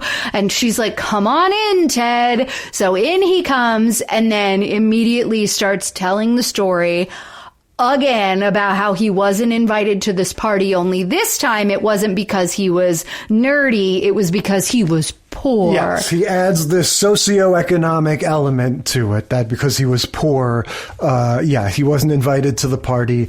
And then it ends pretty abruptly. And I'm noticing this as a trend with these Mary Tyler Moore ones. Remember the Thanksgiving one was just kind of like, whoop, there we go. Now it's we're done. done. Yeah, it kind of, and I like it, but I made the observation that time that, because it's about adults, because it's not trying to do a lot of moralizing and lesson teaching, it has sort of a different trajectory where, we see everybody's foibles and then we're done. There isn't that sort of like, oh, now we have to make up. Now we have to, figure it all out. Exactly. We'll just do that next week or not, because it doesn't matter. We just let things go because we all work together and, we have our little fights and then it's done. Yeah. So, but this one, there weren't really any fights. It was the central conflict was really just Ted not being able to come, or Mary's anxiety about not pulling off this party. Yeah. And then, even the Henry Winkler of it all, he was fine in the back. Rhoda said she'd give him half of her veal, so she'd only eat half so he could have something to eat. Sure. And that worked out. And then they ended up with extra dessert because Ted brought sherbet. Yeah, I would say we've got all kinds of issues and hijinks, but they're very gentle, you know, as we'll see compared to maybe some of the other tones. All the stuff we're talking about, you want it to go well, you want to put your best foot forward. And in Mary's case, I think the big sort of stumbling block is just head count. Right. It's just, I need to keep it to these 6 people, and the Tetrising of my social world is not allowing for that. And every time I think I've gotten everybody to accept whether they are or aren't invited, then a new person, Henry Winkler or whoever pops in. Shows in. And so, you've got all of that craziness, and just like we're saying, oh, he's at the kiddie table, and this guy's taken too much, and oh, she can't remember what the dish is called that she's supposed to have made. But it's very gentle, and it does sort of end on a more or less happy note of she pulls it off just like the Congresswoman says, all is well. It is a lovely dinner party, and even Ted showing up at the last minute and, being there for dessert works out fine. Henry Winkler sitting at the kids' table. It's a little awkward, but no one really minds that much. And so that's it. Nice and easy. Yeah. All right. Let's continue with the Jeffersons. You might just make it after all. Okay, that was the Dinner Parties podcast. We're going to now listen to a segment from our Going to Jail episode, but first let's get a few more trivia questions. All right, Jay, what does Mary discover in the Good Time News? Here are the choices. She can't have babies. Her ex-fiance is getting married. Murray is in love with her. Or she's getting paid less than the man who had her job. Yeah, those are all totally credible choices, I think. I'm going to say ex-fiance getting married. Ooh, I think she's getting paid less than the man who had her job. That is much more a Mary Tyler Moore kind of style storyline than the others, I think. Yes, that is correct. Mary, charged with the newsroom budget, discovers that she makes less than the man who had the job before her. She argues for equal pay and eventually ends up with a raise, though it doesn't totally make up the difference. Gloria Steinem would later zing the show during a panel discussion with co-creator James L. Brooks for that less than perfect ending. One could argue, however, that it was realistic for the era, and it was actually a nod to the continuing necessity of the women's movement. And so there you go. That answers the earlier question. Yeah. Well, and luckily this takes place in the 70s, and since then this has become a total non-issue, so we don't have to worry about it at all. Women get equal pay all the time. Never have to fight for it. It's just given at this point. Yeah. Number 13. What is revealed about Phyllis's brother at the end of the episode My Brother's Keeper? So now we're getting in deep. Oh, I think this is our first gay episode. I think we probably already have this on our tropes page for sitcoms dealing with like their first encounter with a gay person. Yeah, that's definitely one of the choices. The other choices are he's dying, he's getting divorced, and he's in love with Rhoda. Again, I feel like all of those I could see being true, but we'll go with he's gay. That is correct. Phyllis tries to set her visiting brother up with Mary, but he seems more interested in Rhoda. Phyllis is distraught, but Rhoda finally assures her he's gay, to which Phyllis replies, thank God. It's better that he's gay than be interested in you, Rhoda. All right. In the final episode of the series, which character is not fired? Ooh. That's good. Yeah. You know what? It's probably Ted. He's the most incompetent of all of them. And so you don't have any awareness of what happens in the final episode of this? I do not know what happens in the final episode. I wonder if there was, because Rhoda had been a spinoff, so she was already gone by then. I wonder if they tried to set it up with Sue Ann having a spinoff, then maybe she wasn't fired. Well, I would just think of these choices, Sue Ann is the one who's not part of the news. She's doing her own thing. Yeah, so that's I wonder true. if it's some sort of a principled thing. Or even if it's not, just the idea that they would all be fired in some sort of sweeping story point, it would make sense that Sue Ann would be, because she has a different show. Yeah. So all right. I'm going to you're click go Sue Ann. Ann. I'm going to say Ted because he's the most incompetent, and that seems like a storyline. At one point, Ted threatens to resign if the rest of the staff is fired, but he quickly caves when Mr. Coleman, the new station manager, calls his bluff. This causes Murray to quip, "When a donkey flies, you don't blame him for not staying up that long." All right, there you go.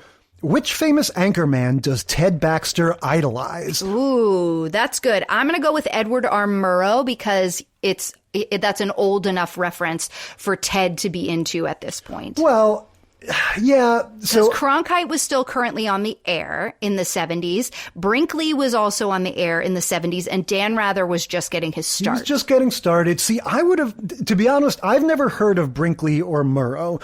I think that Cronkite is, to me, he's just a super iconic guy, and Ted kind of looks like him. Like, I almost think that he might be cast as a little bit of like a play on nod Cronkite. to that. But let's see. You lock in Murrow. I'm going to say Cronkite. Ooh, Murrow is wrong. I am correct. After winning his first Teddy Award, Ted meets his idol, Walter Cronkite, and asks him what words he has trouble pronouncing. Nice. All right. Where is Ted Baxter's daughter born? Okay, well, this is a trope we've definitely covered. You can go back to our page and see if we have this one on there. Yeah, our second or third podcast ever was about babies being born in confined spaces. Yeah. Our choices here are Taxi Cab, WJM-TV's Newsroom, An Elevator, and Mary's Apartment. Again, I think this isn't one of these quizzes where they give you two preposterous choices. No, these are this actually is pretty good. hard. Well, so, okay, here's the thing. We've never seen an elevator on this show. Yeah. So I'm going to go with the newsroom. I think it's the newsroom too. It's just a guess, but I feel good about it.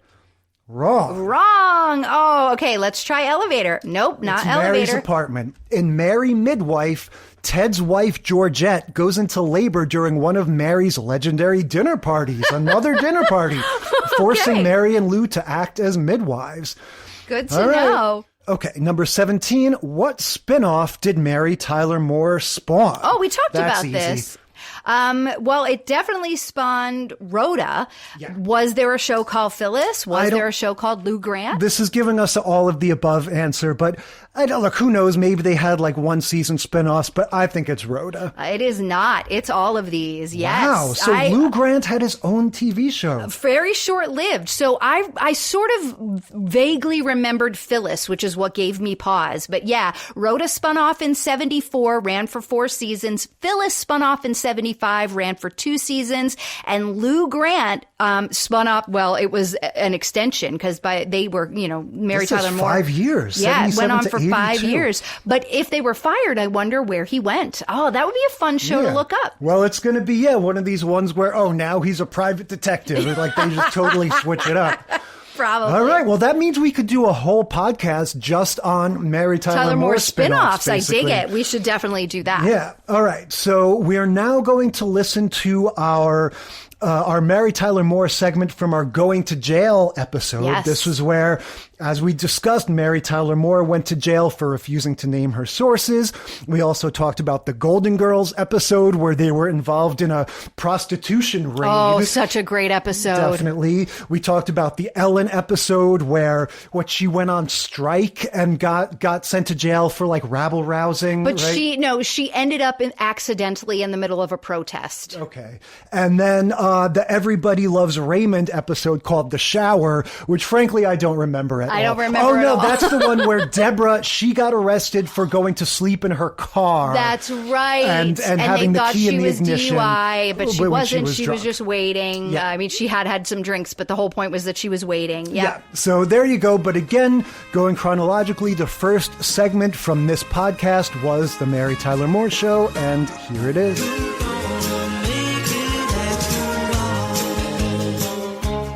Yeah, so Mary Tyler Moore in her eponymous TV show, she plays a reporter. Yep. We've already established that you were a reporter Yep. in a former life, and this episode is really going to be all about her occupation and the potential legal hazards that go along with being a journalist. Yes, and it was filmed on August 9th, 1974, which was the day Richard Nixon resigned. Wow. And it was aired on September something like 12th, 13th, I don't remember. Also, 1974, about a month later.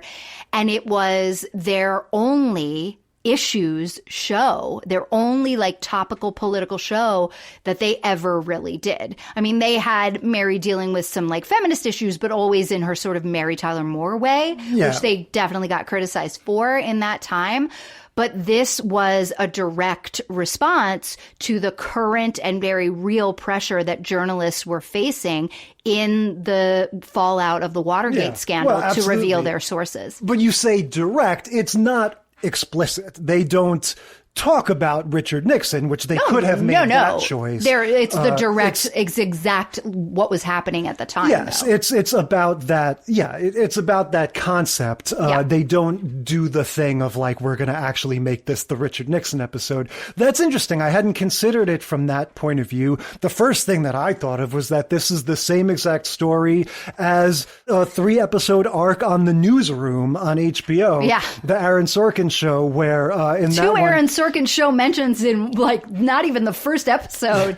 Dev Patel's character, literally the same exact thing happens. He gets some sort of top secret thing. They go ahead with the story and they get subpoenaed to reveal who their sources are. Dev Patel skips town. Jeff Daniels refuses, gets thrown in jail.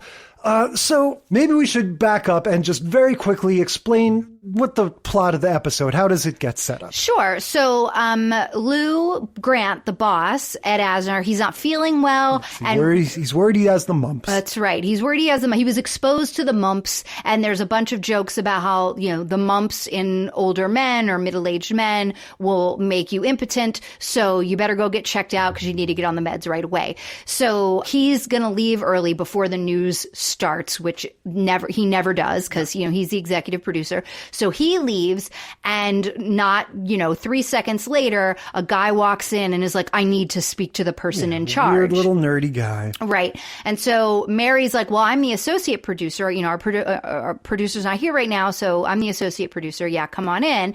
And they go into the office, and then she comes back out, and he leaves, and she has written up this story. He's given her these documents that prove that there was some, I don't remember the amount of money. Let's go through this nice and slow. They use the word graft. Yes. Now, and it was a lot of money, even at the time. Just so I know that you know, what does graft mean? Is that like bribe? I think so. I feel like graft is like, it's kind of like payola, right? It's like a tit for tat kind of a thing, but that involves like, I'm going to skim this off the top to give it to you and take some for myself. Yeah. I'm going to cut so it's like a skimming, like what I have in my head, and I don't know if this is right, I should probably look it up, but is that graft is like a skimming off the top of some money, and then, using it to get something that you want from someone else,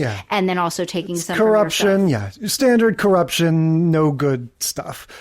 So the little nerdy guy has provided documents that prove this, and Mary, basically immediately, runs him over to Ted, who's on the air, live on the air, and says, read this, deliver this news. Yeah, she writes up the story.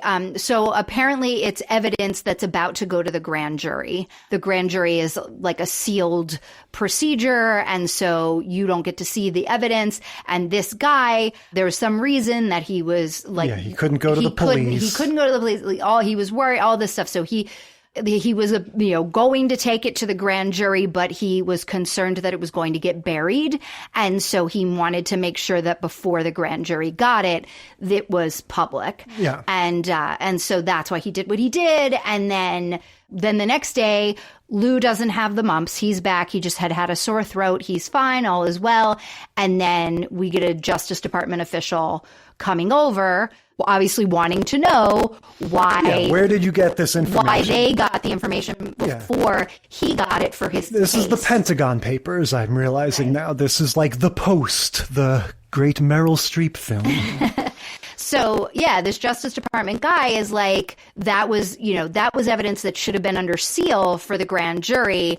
I need to know who gave it to you so I, number one, know if it's even real. And number two, I need that guy, whoever gave it to you, is also in trouble because it was supposed that kind of stuff is supposed to be under seal and supposed to be given to us and not to you.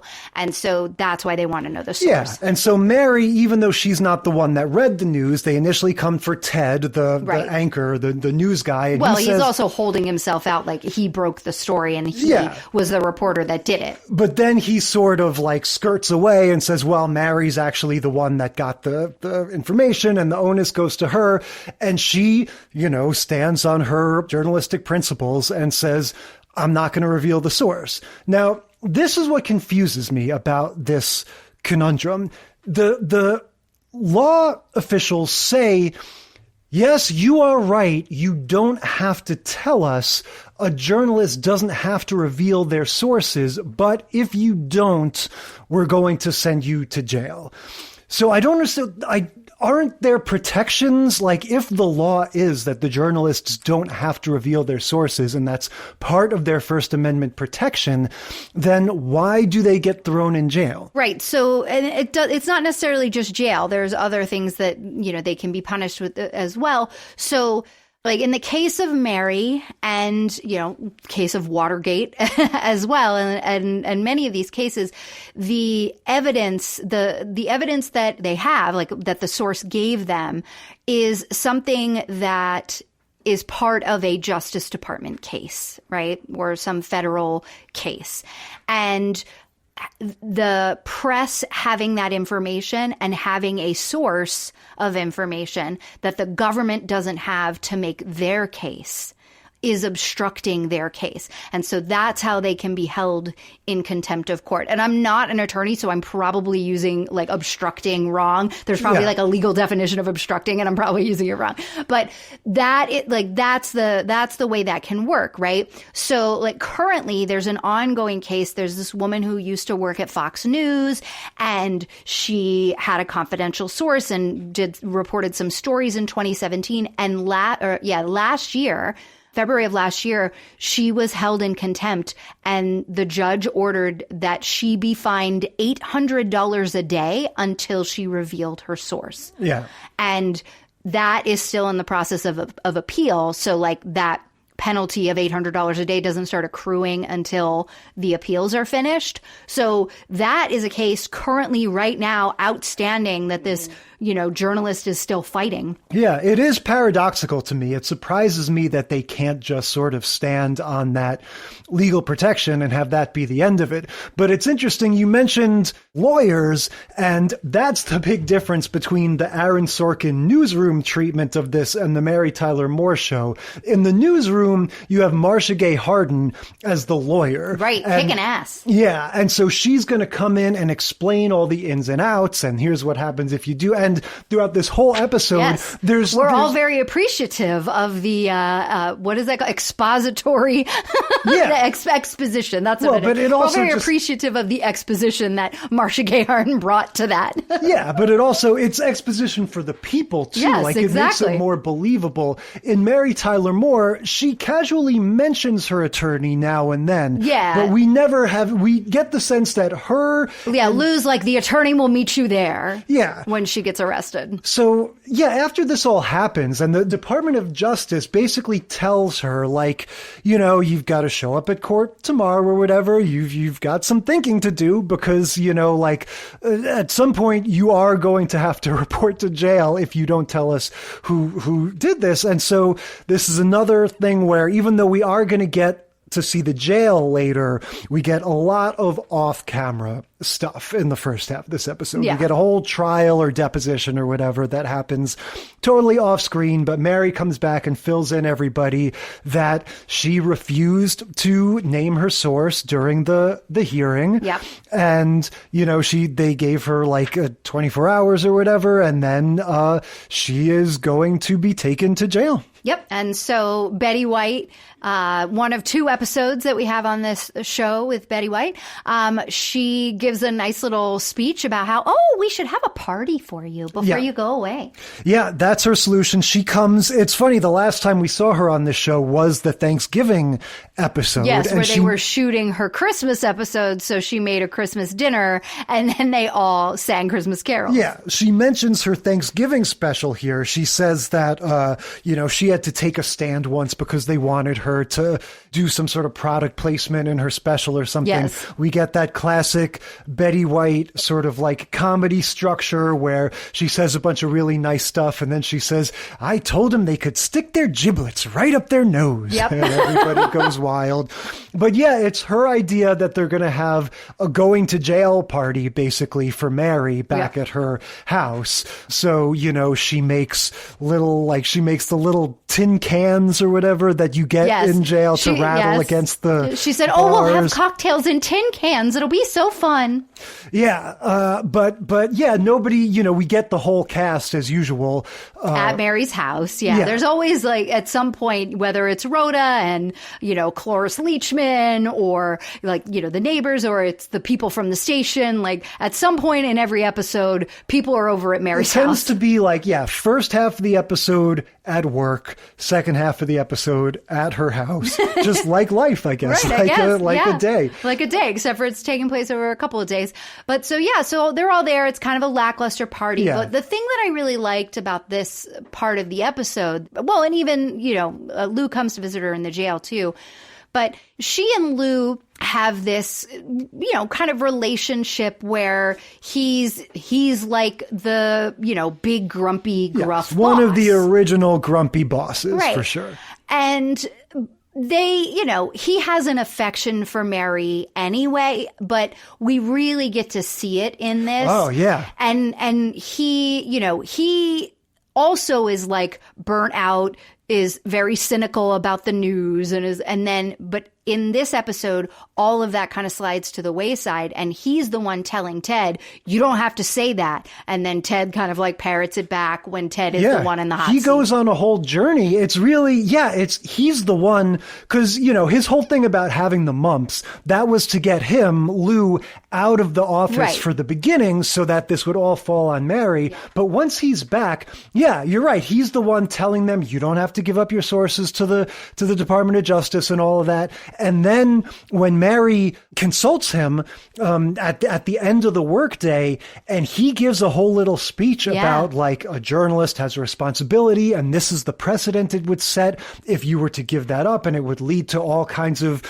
government oppression and everything. And then when she like totally sort of heeds his advice and basically doubles down on it and is getting ready to go off to prison, jail. He feels this sense of responsibility, like, oh, she's going to jail because of what I said. And if it wasn't for me, she might have just said, oh, yeah, it was that guy with the glasses. Right. And he basically, so later on when Mary is in jail, the emotional arc of the episode kind of fulfills itself when he comes to visit her, and they have this beautiful heart-to-heart where he sort of gruffly tries to explain, but without saying it because he doesn't talk about emotional things, that Mary's like a daughter to him. Yeah. And what he says is, if you were my daughter, I would, tell you to give up your source. And she was like, look me in the eye and tell me that you want me to do that. And he says it to her, looking at her face, and she goes, you're looking at my nose, and he's like, oh, and so he can't, get past his own journalistic ethics, but he also, really cares for Mary and feels awful about this. And so it was really nice to see, one of these grumpy, horrible bosses, like burnt out, cynical guys kind of getting inspired again by journalism, and then also recognizing that he cares for his employees. Yeah, and it's all totally organic. It's not like, oh, we just decided to make an episode where, the grumpy guy has a heart. Like, it's going to the reason why he cares about journalism in the first place, and you could totally imagine, like, this is a guy who has not been presented with the situation this, nuanced or interesting or challenging for a long time. And it's kind of, taking him back to his roots. Yeah, and why he got into the business in the first place. And why he respects Mary. Exactly. Because way back in pilot episode, she was just some bumpkin from the middle of nowhere, Minnesota, and coming to the big city, Minneapolis, with big dreams and wanting to be a producer and be in the news and all of that. But she does go to jail. The Department of Justice guy shows up at the house. I just wanted to mention Ted was trying to save the party by doing a Cagney impression, the you dirty rat thing. But he kept doing this thing with buck teeth. What was that about? Well, that's the thing. I can't really tell you because I barely know what James Cagney looks like. And it's just so wild to me that this impression was still being done by Michelangelo in the Teenage Mutant Ninja Turtles 2, The Secret of the Ooze. Yes. In like 1994. Cinematic masterpiece. You dirty rat. Yeah. That you dirty rat thing. And I mean, look, that movie came out when I was a kid, the Ninja Turtles one. I was saying, not the you dirty rat movie. It was pretty much over my head. I mean, that movie is from, the Cagney movies are from like the 40s. Or 30s. I think 30s and 40s. Yeah. And so it just astounds me how that impression and that specific phrase, you dirty rat, endured for like 80 years Right, before or longer. people stopped Yeah, or getting longer. it. But yeah, so the guy eventually comes and handcuffs her. Yep. Just watching that made me feel like I would not like to be handcuffed. That is not I don't something know that. I mean, appeals there to are me. definitely some people who enjoy being handcuffed, but Sure. not In that necessarily in setting. that context. No. But yeah, they take her to jail. And we get our first instance of the lady being thrown into jail. Her cellmates are sex workers. That's right.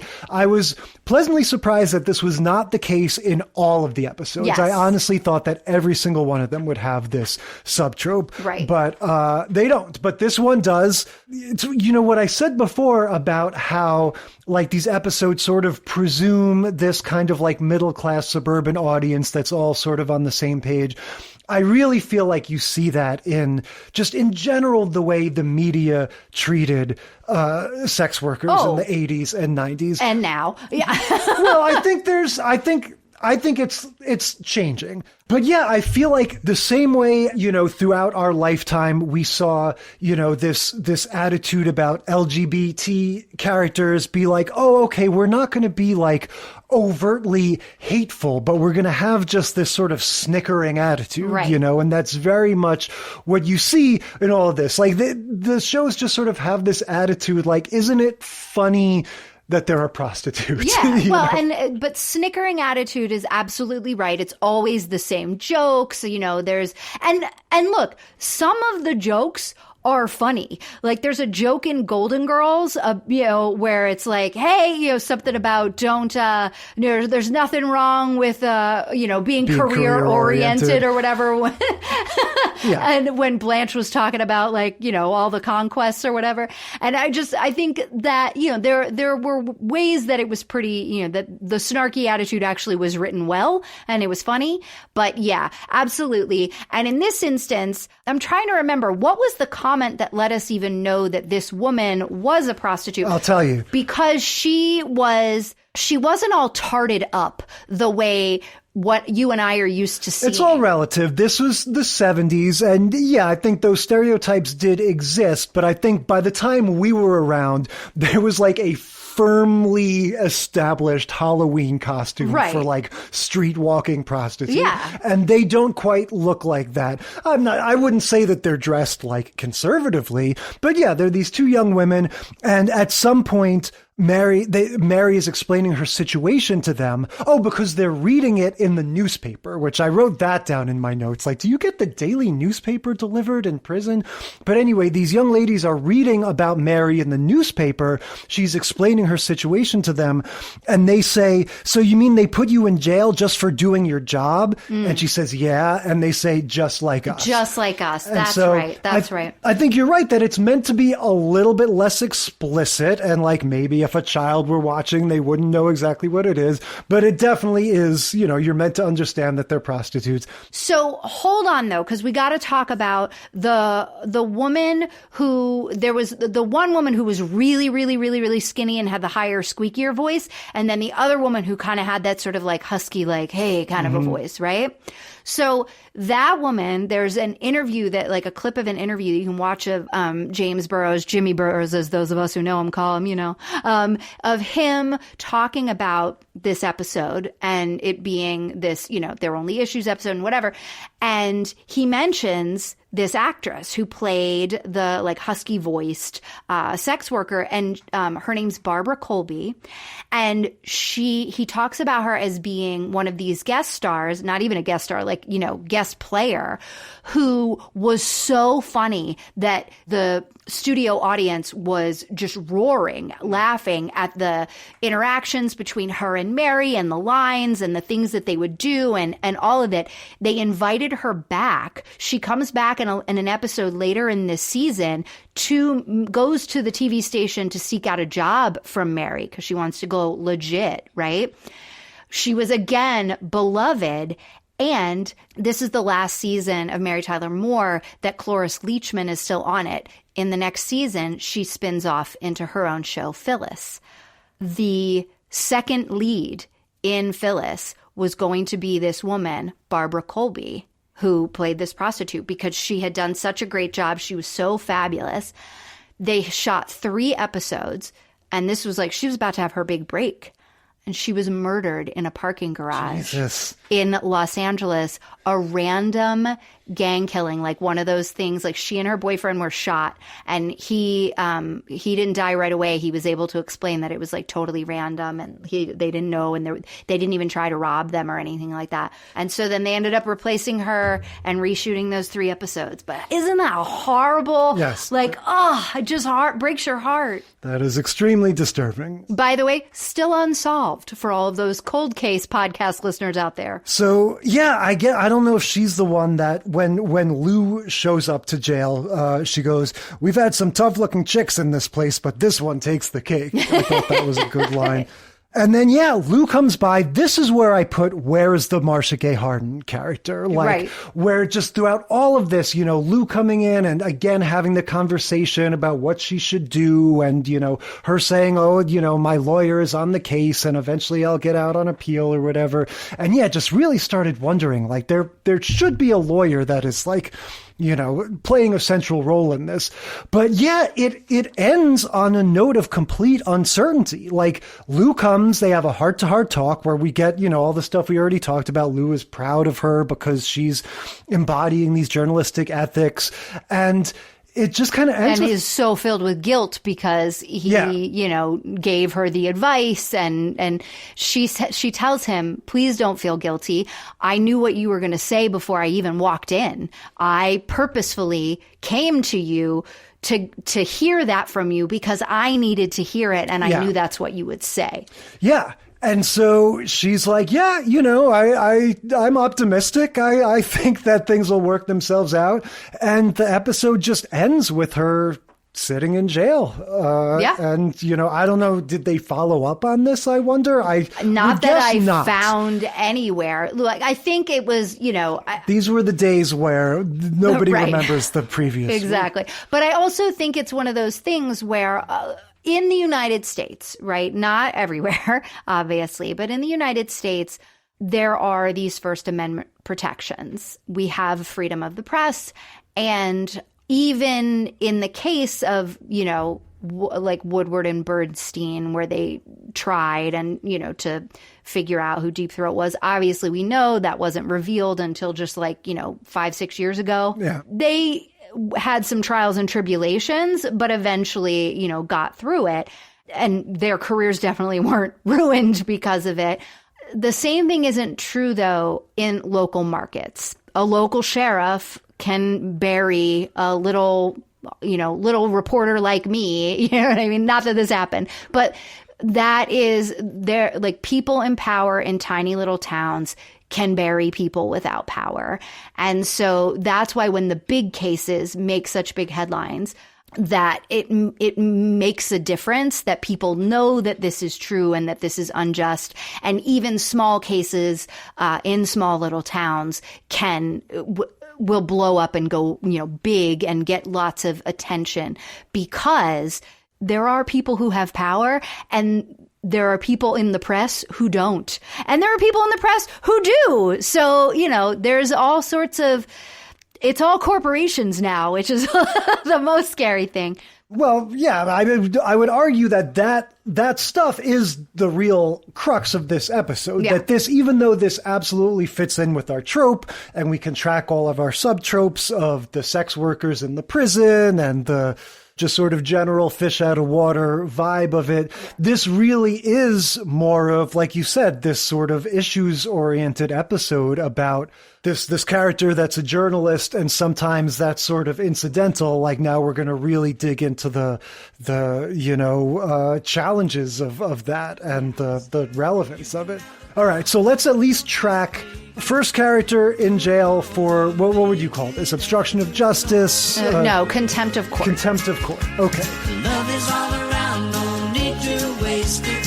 You can have the town, why don't you take it? Okay, that was from our Going to Jail podcast. We're going to finish it off with our Babysitting podcast. But first, the final batch of trivia questions. Here we go. Number 18, which actress almost didn't get cast on the show because she was too attractive? Mary Tyler Moore, Cloris Leachman, Valerie Harper, or Gloria Engel, who plays Ted's wife?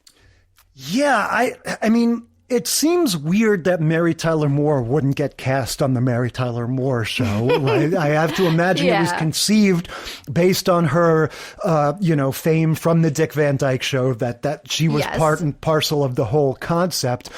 I feel like, not to be rude, but isn't Cloris Leachman sort of famously unattractive? Well, so later in life, I think yes, but like she is really pretty when she's young, right? We know her as this much older lady.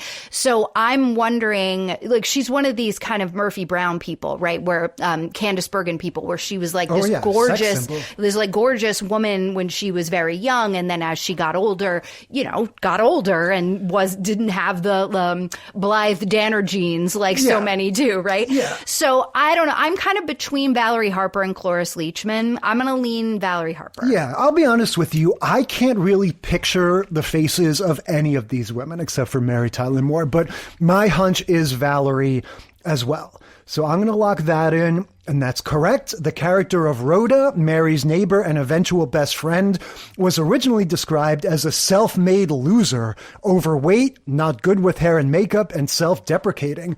Of all the actresses who tested for the role, Valerie Harper was the producer's hands-down favorite, but there was one problem. She was beautiful. So they decided they'd make Rhoda the type of woman who put herself down because she didn't think she was pretty. Okay. All right. There's another reason Gloria Steinem could fault this production. All right. Number 19, which character has a one-night stand in Once I Had a Secret Love? Ooh, that's good. The choices are Rhoda, Lou, Mary, and Ted. I'm going to throw Ted out because he is like one that's totally happily married. I'm going to guess Lou, and maybe it's that Sue-Ann connection. Yeah, I am kind of leaning towards Lou too, just for the sort of comical possibilities. And that is correct. Lou happens into a one-night stand with happy homemaker Sue-Ann Nivens and accidentally leaves a sock at her place. Sue-Ann returns it to him, laundered, of course, at the office, tipping Mary off to the rendezvous. This is twice they've mentioned this. It's almost this like episode. They couldn't bother to watch more than like half a dozen episodes. Yeah, or they just quiz. looked at what are the most famous episodes. That definitely would be one. We should, Office Affairs. That's another good trope. Definitely. Thank you, Mary Tyler Moore, for giving us all these ideas for upcoming episode. All right, you asked this one. All right, here we go. Who buys a house near Mary in Just Around the Corner? Well, I'm definitely not familiar with this episode. We've got the choices of ex-fiancé, sister, high school rival, and parents. I kind of feel like maybe parents? Maybe? Honestly, none of these really jump out to me as more likely than any others. Yeah, let's go with parents. Hey, that is correct. That's correct. Mary is horrified when her parents move from the suburbs to a home just a few blocks away from her apartment. Her trepidation is justified when she stays out all night and her parents start badgering her about the incident. Oh my. It's parents almost like always in your business. Like a Everybody Loves Raymond situation. Okay, number 21. What future Happy Days cast member made an appearance at one of Mary's classic dinner parties? Ooh. Not the one that we watched. I don't remember this happening there. Yeah. But your choices are just the nuclear family from Happy Days, Tom Bosley, Ron Howard. I guess Henry Winkler isn't part of the nuclear family, and Marion Ross, the mom. That is a really good question. What future Happy Days cast member makes an appearance? I am going to go with Marion Ross.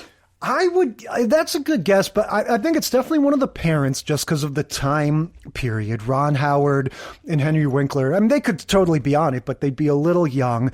I feel like Tom Bosley was definitely bopping around as just like a working actor showing up in things. So I'm going to guess him. I am wrong. It is the Fonz. Oh, wow. Before he was the Fonz, Henry Winkler was Steve Waldman, Rhoda's uninvited guest at one of Mary's parties. Now, hold on for a second.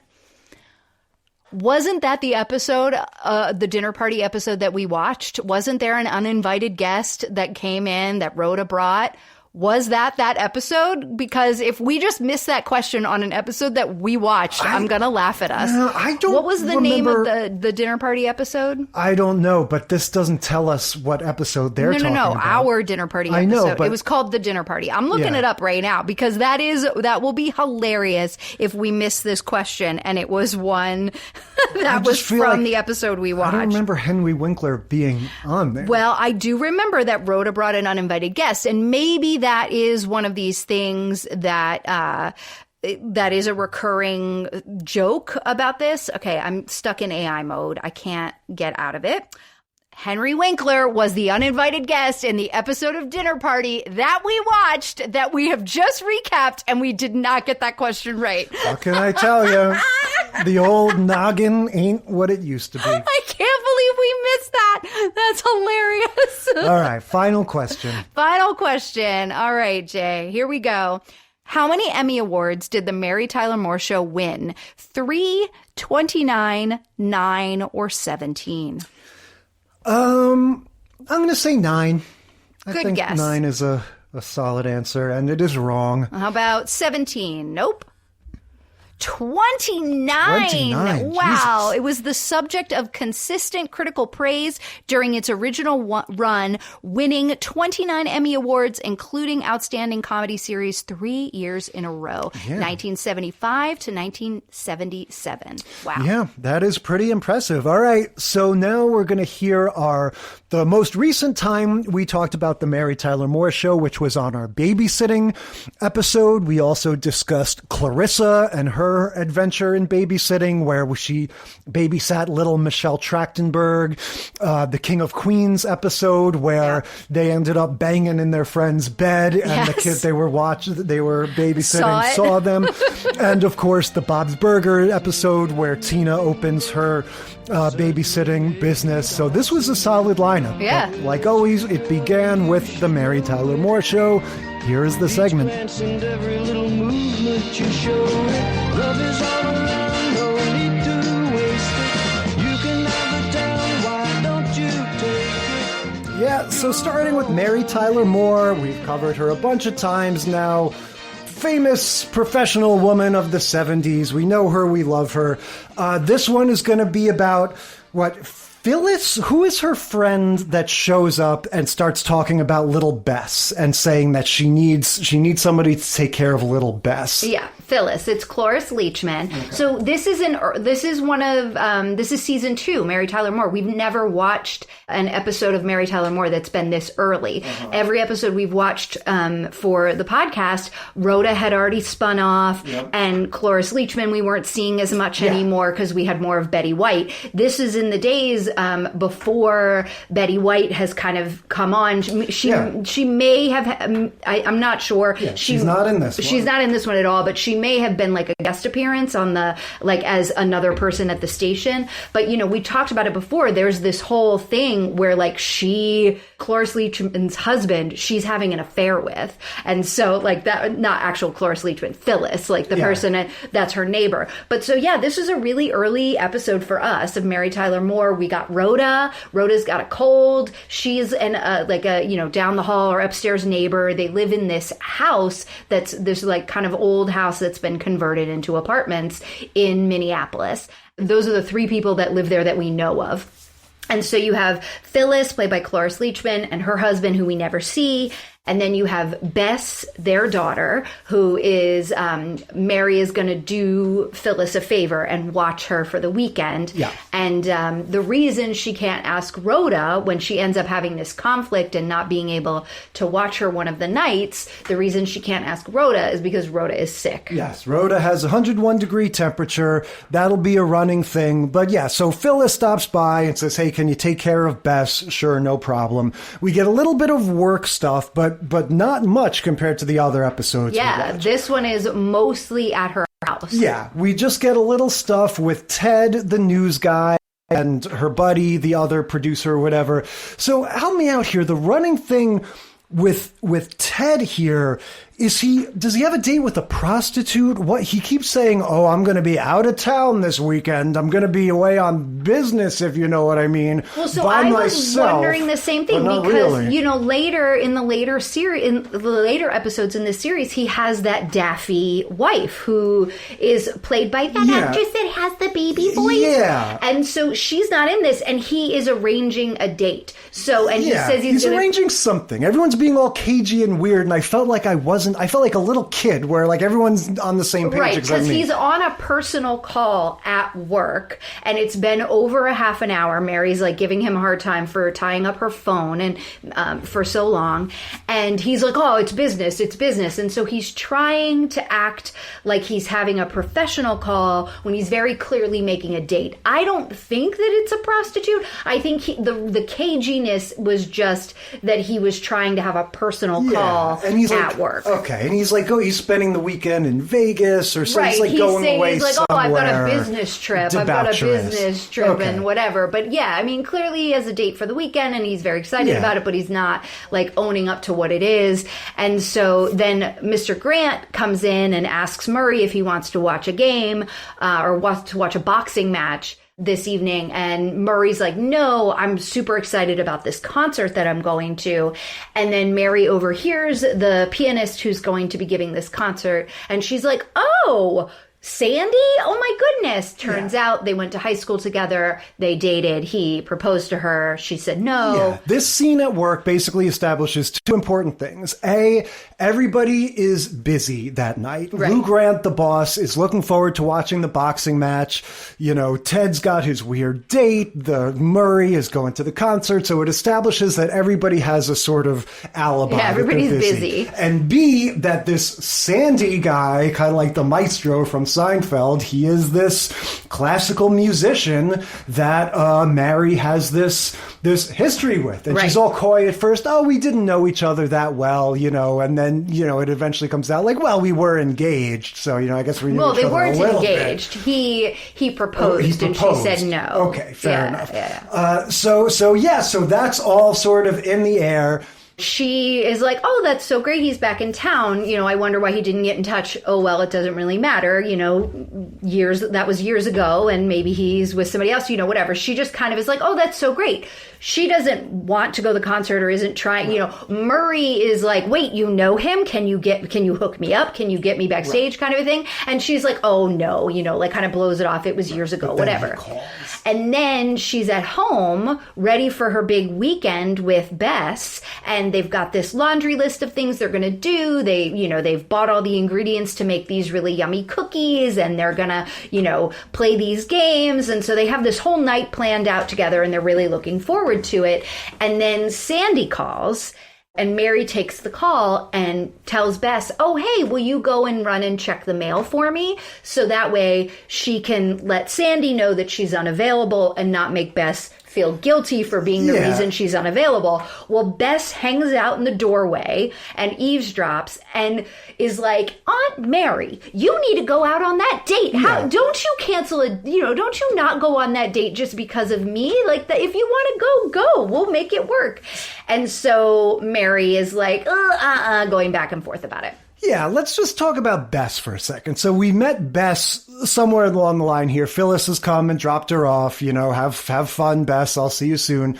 So this is definitely the oldest kid we're going to have across these 4 shows. Yeah. The oldest kid that's being babysat. Well, by and far the most mature. Right. And the only reason that she needs a sitter, like she would normally stay by herself. That's what she's saying. Like when Mary does decide to go on this date and is like, oh, you know, I don't want to leave you by yourself for this time. She's like, I get left at home alone for a couple hours. It's fine. Because she is 11. She's okay by herself. But Mary feels guilty that, you know, she doesn't want to leave her all on her own, and that, you know, but the reason she has to have this babysitter anyway is because her parents are going away for the whole weekend. Right. It's like she a multiple overnight trip. They were going to some couples retreat where they were going to like have some intense therapy talking session like they saw in some TV show. And so she was very excited about it, and they was, looking for somebody to fawn her kid off on. Yeah, but just to sort of paint a picture, this girl Bess looks like someone like she's out of the Partridge Family or something. This is the 70s, so we've got like this little girl with the long hair and the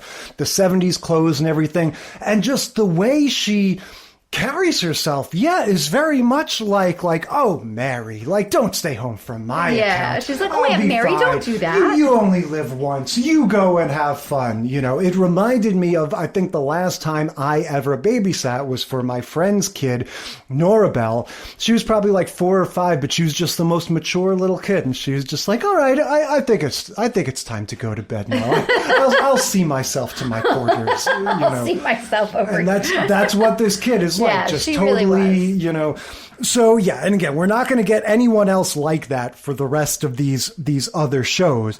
But so the fact remains that she does need some sort of babysitter. Like Mary does have to find somebody to replace herself. I mean, only as a plot point, though.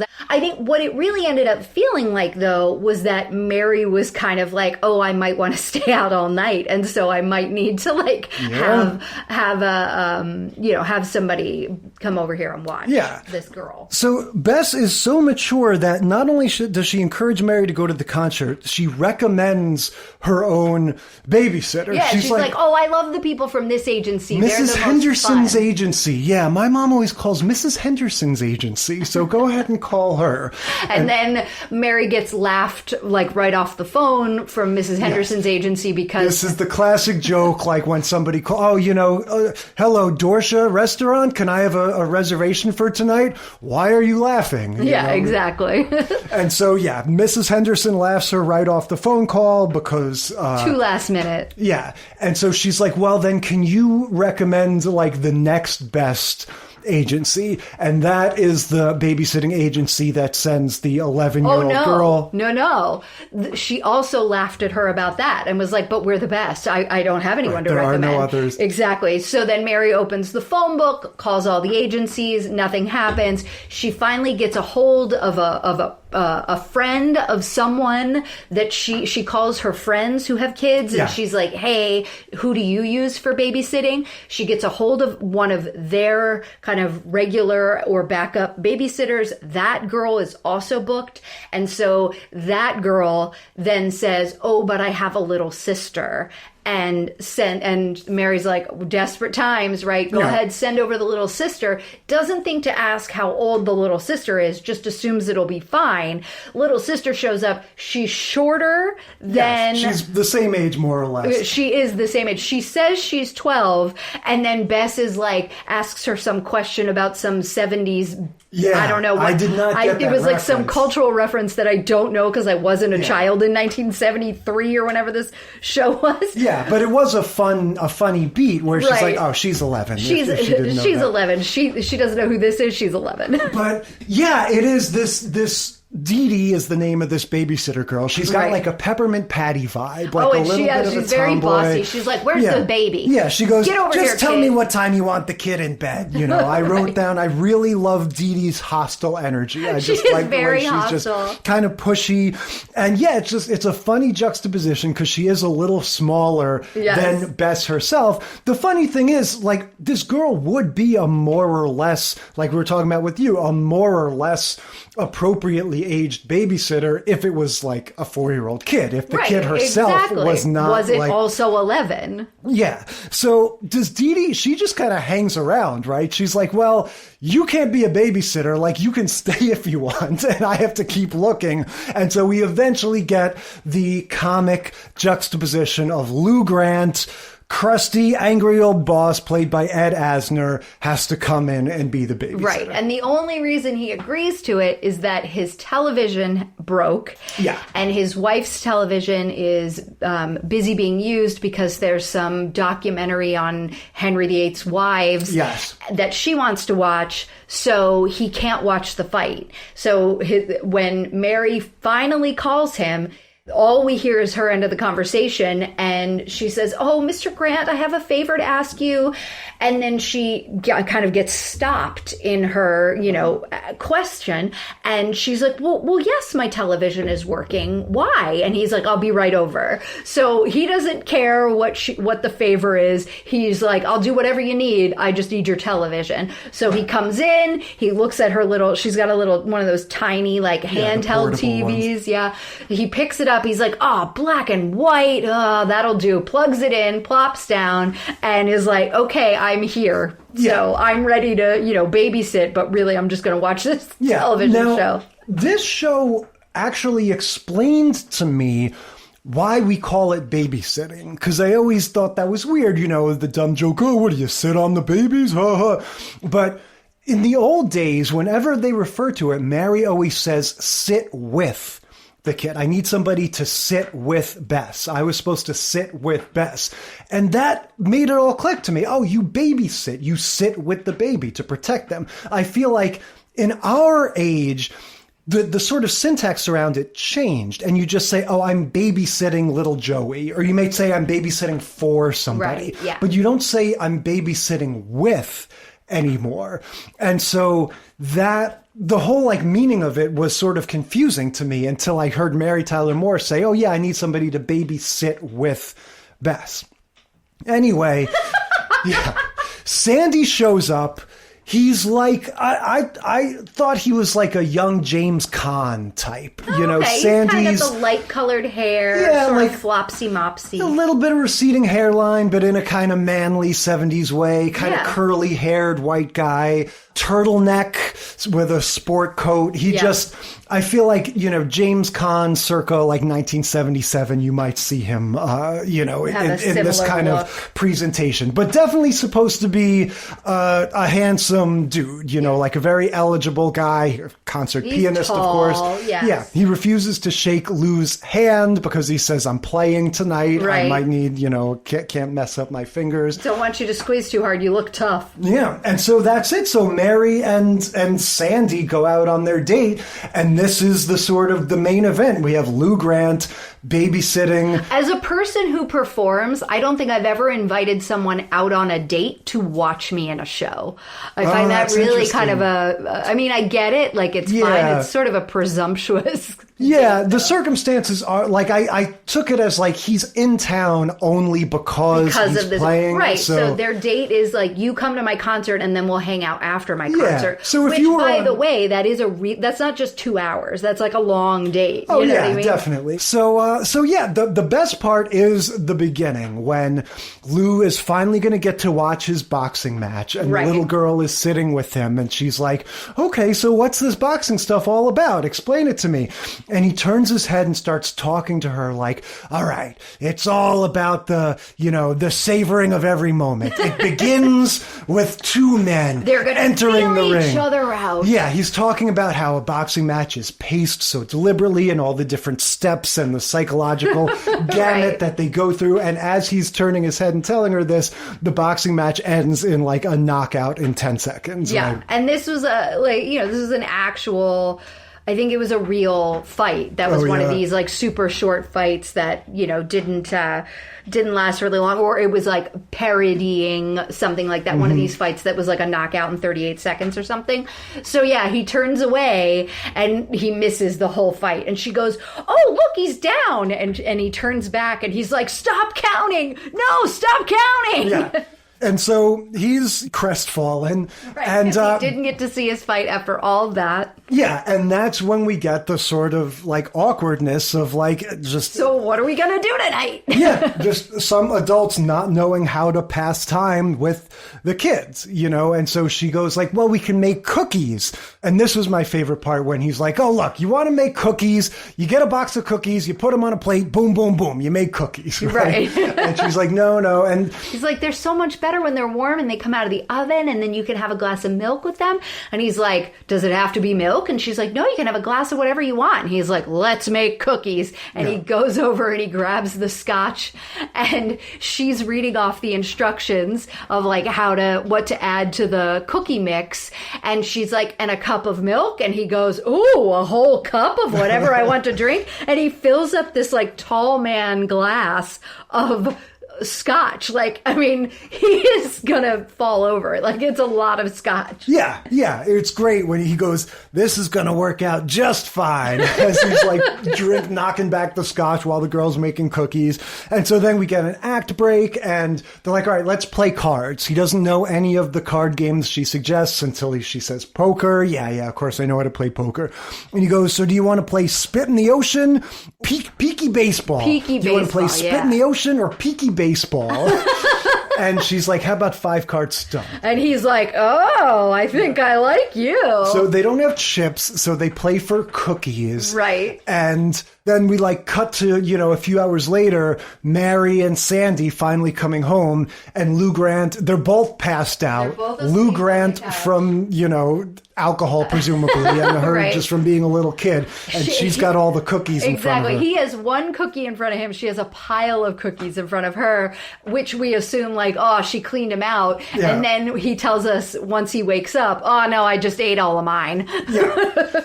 Yeah, and so Bess pretends to be asleep so she can sort of eavesdrop on Mary's good night with Sandy, and that's kind of it, right? Yeah, like, Lou goes home. Yeah, Lou, there's a little bit, we all were like, oh my gosh, how is he going to drive home? I mean, I know he's in a city, so I figured he maybe took a cab or something, but he then comes right back up and is like, I can't get a cab at 1 o'clock in the morning. Somebody take me home. Yeah, and so, this one, it's just all about that comic, just the foils, right? The juxtaposition. Well, and it's fun with this one because you have a sort of similar thing with the King of Queens, of like, these are adults and they are not kid people necessarily. So like, how are they going to handle that? So if we had gotten a little more of Kevin James interacting with the kids, I think we could have put that like Ed Asner, Kevin James up against each other. But we only got a very little bit of that in the King of Queens episode. No, I like how much we get of Lou Grant and the little girl. Yeah. And then also the thing of like,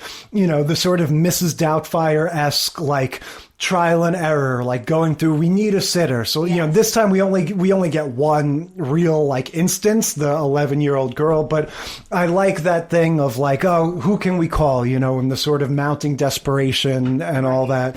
Yeah. What I thought was really fun about this, because we're watching obviously through the ages of, parenting techniques and babysitting and, common practices for how you care for children and everything. And it was just really interesting to watch, like, oh yeah, Gen X, we always talk about like Gen X being the latchkey generation. Like, we really were allowed to be very independent in so many ways. And so you're going to see that kind of shift now when we go into Clarissa Explains It All, because now you have basically someone Bess's age, but 20 years later, and she is the babysitter for a little kid. And so you can watch more of like, oh, now we've got a kid who's had a little bit of independence, not necessarily as much as someone who was maybe raised throughout the 70s, 60s, and 70s.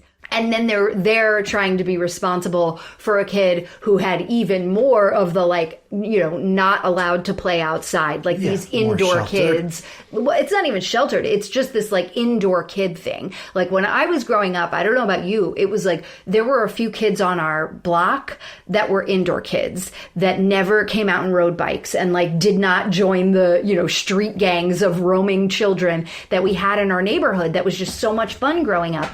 And I always remember like, and it was the 2 kids that lived across the street from me that were more inside kids, and they just never hung out. And it was so weird. And I would just like go over and say, hey, do you want to play? And they'd always be like, no, I don't want to go outside because it was hot outside or something. I don't know. And so it's just so strange to just watch that. Like every kid's an indoor kid now. Like kids don't get to roam around the neighborhood and figure things out on their own anymore. Yeah. And I mean, it was all, I remember my dad telling me about how he used to ride the subway to Yankee Stadium by himself when he he was like 6. And yeah, with every generation we do just get more... safe and also sheltered. Yeah. Who can turn the world on with her smile?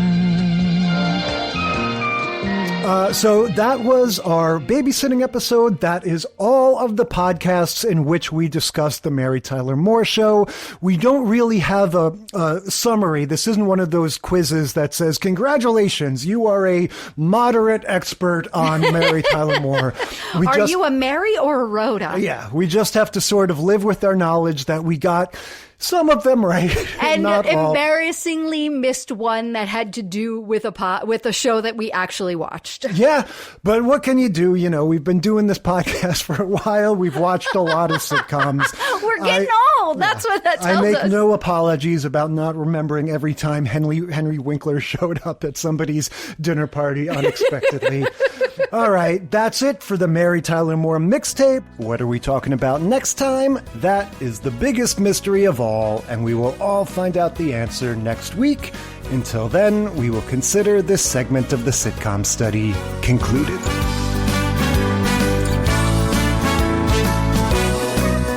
Thank you for listening to the Sitcom Study. Tell us what you think or share your own TV tropes and topic ideas by sending a self-addressed stamped email to sitcomstudypodcast@gmail.com or find us on Facebook or Instagram. And if you like the show, consider leaving a rating or review on your podcast app. It helps us boost those precious Nielsen ratings. The Sitcom Study is recorded in front of a live studio dog.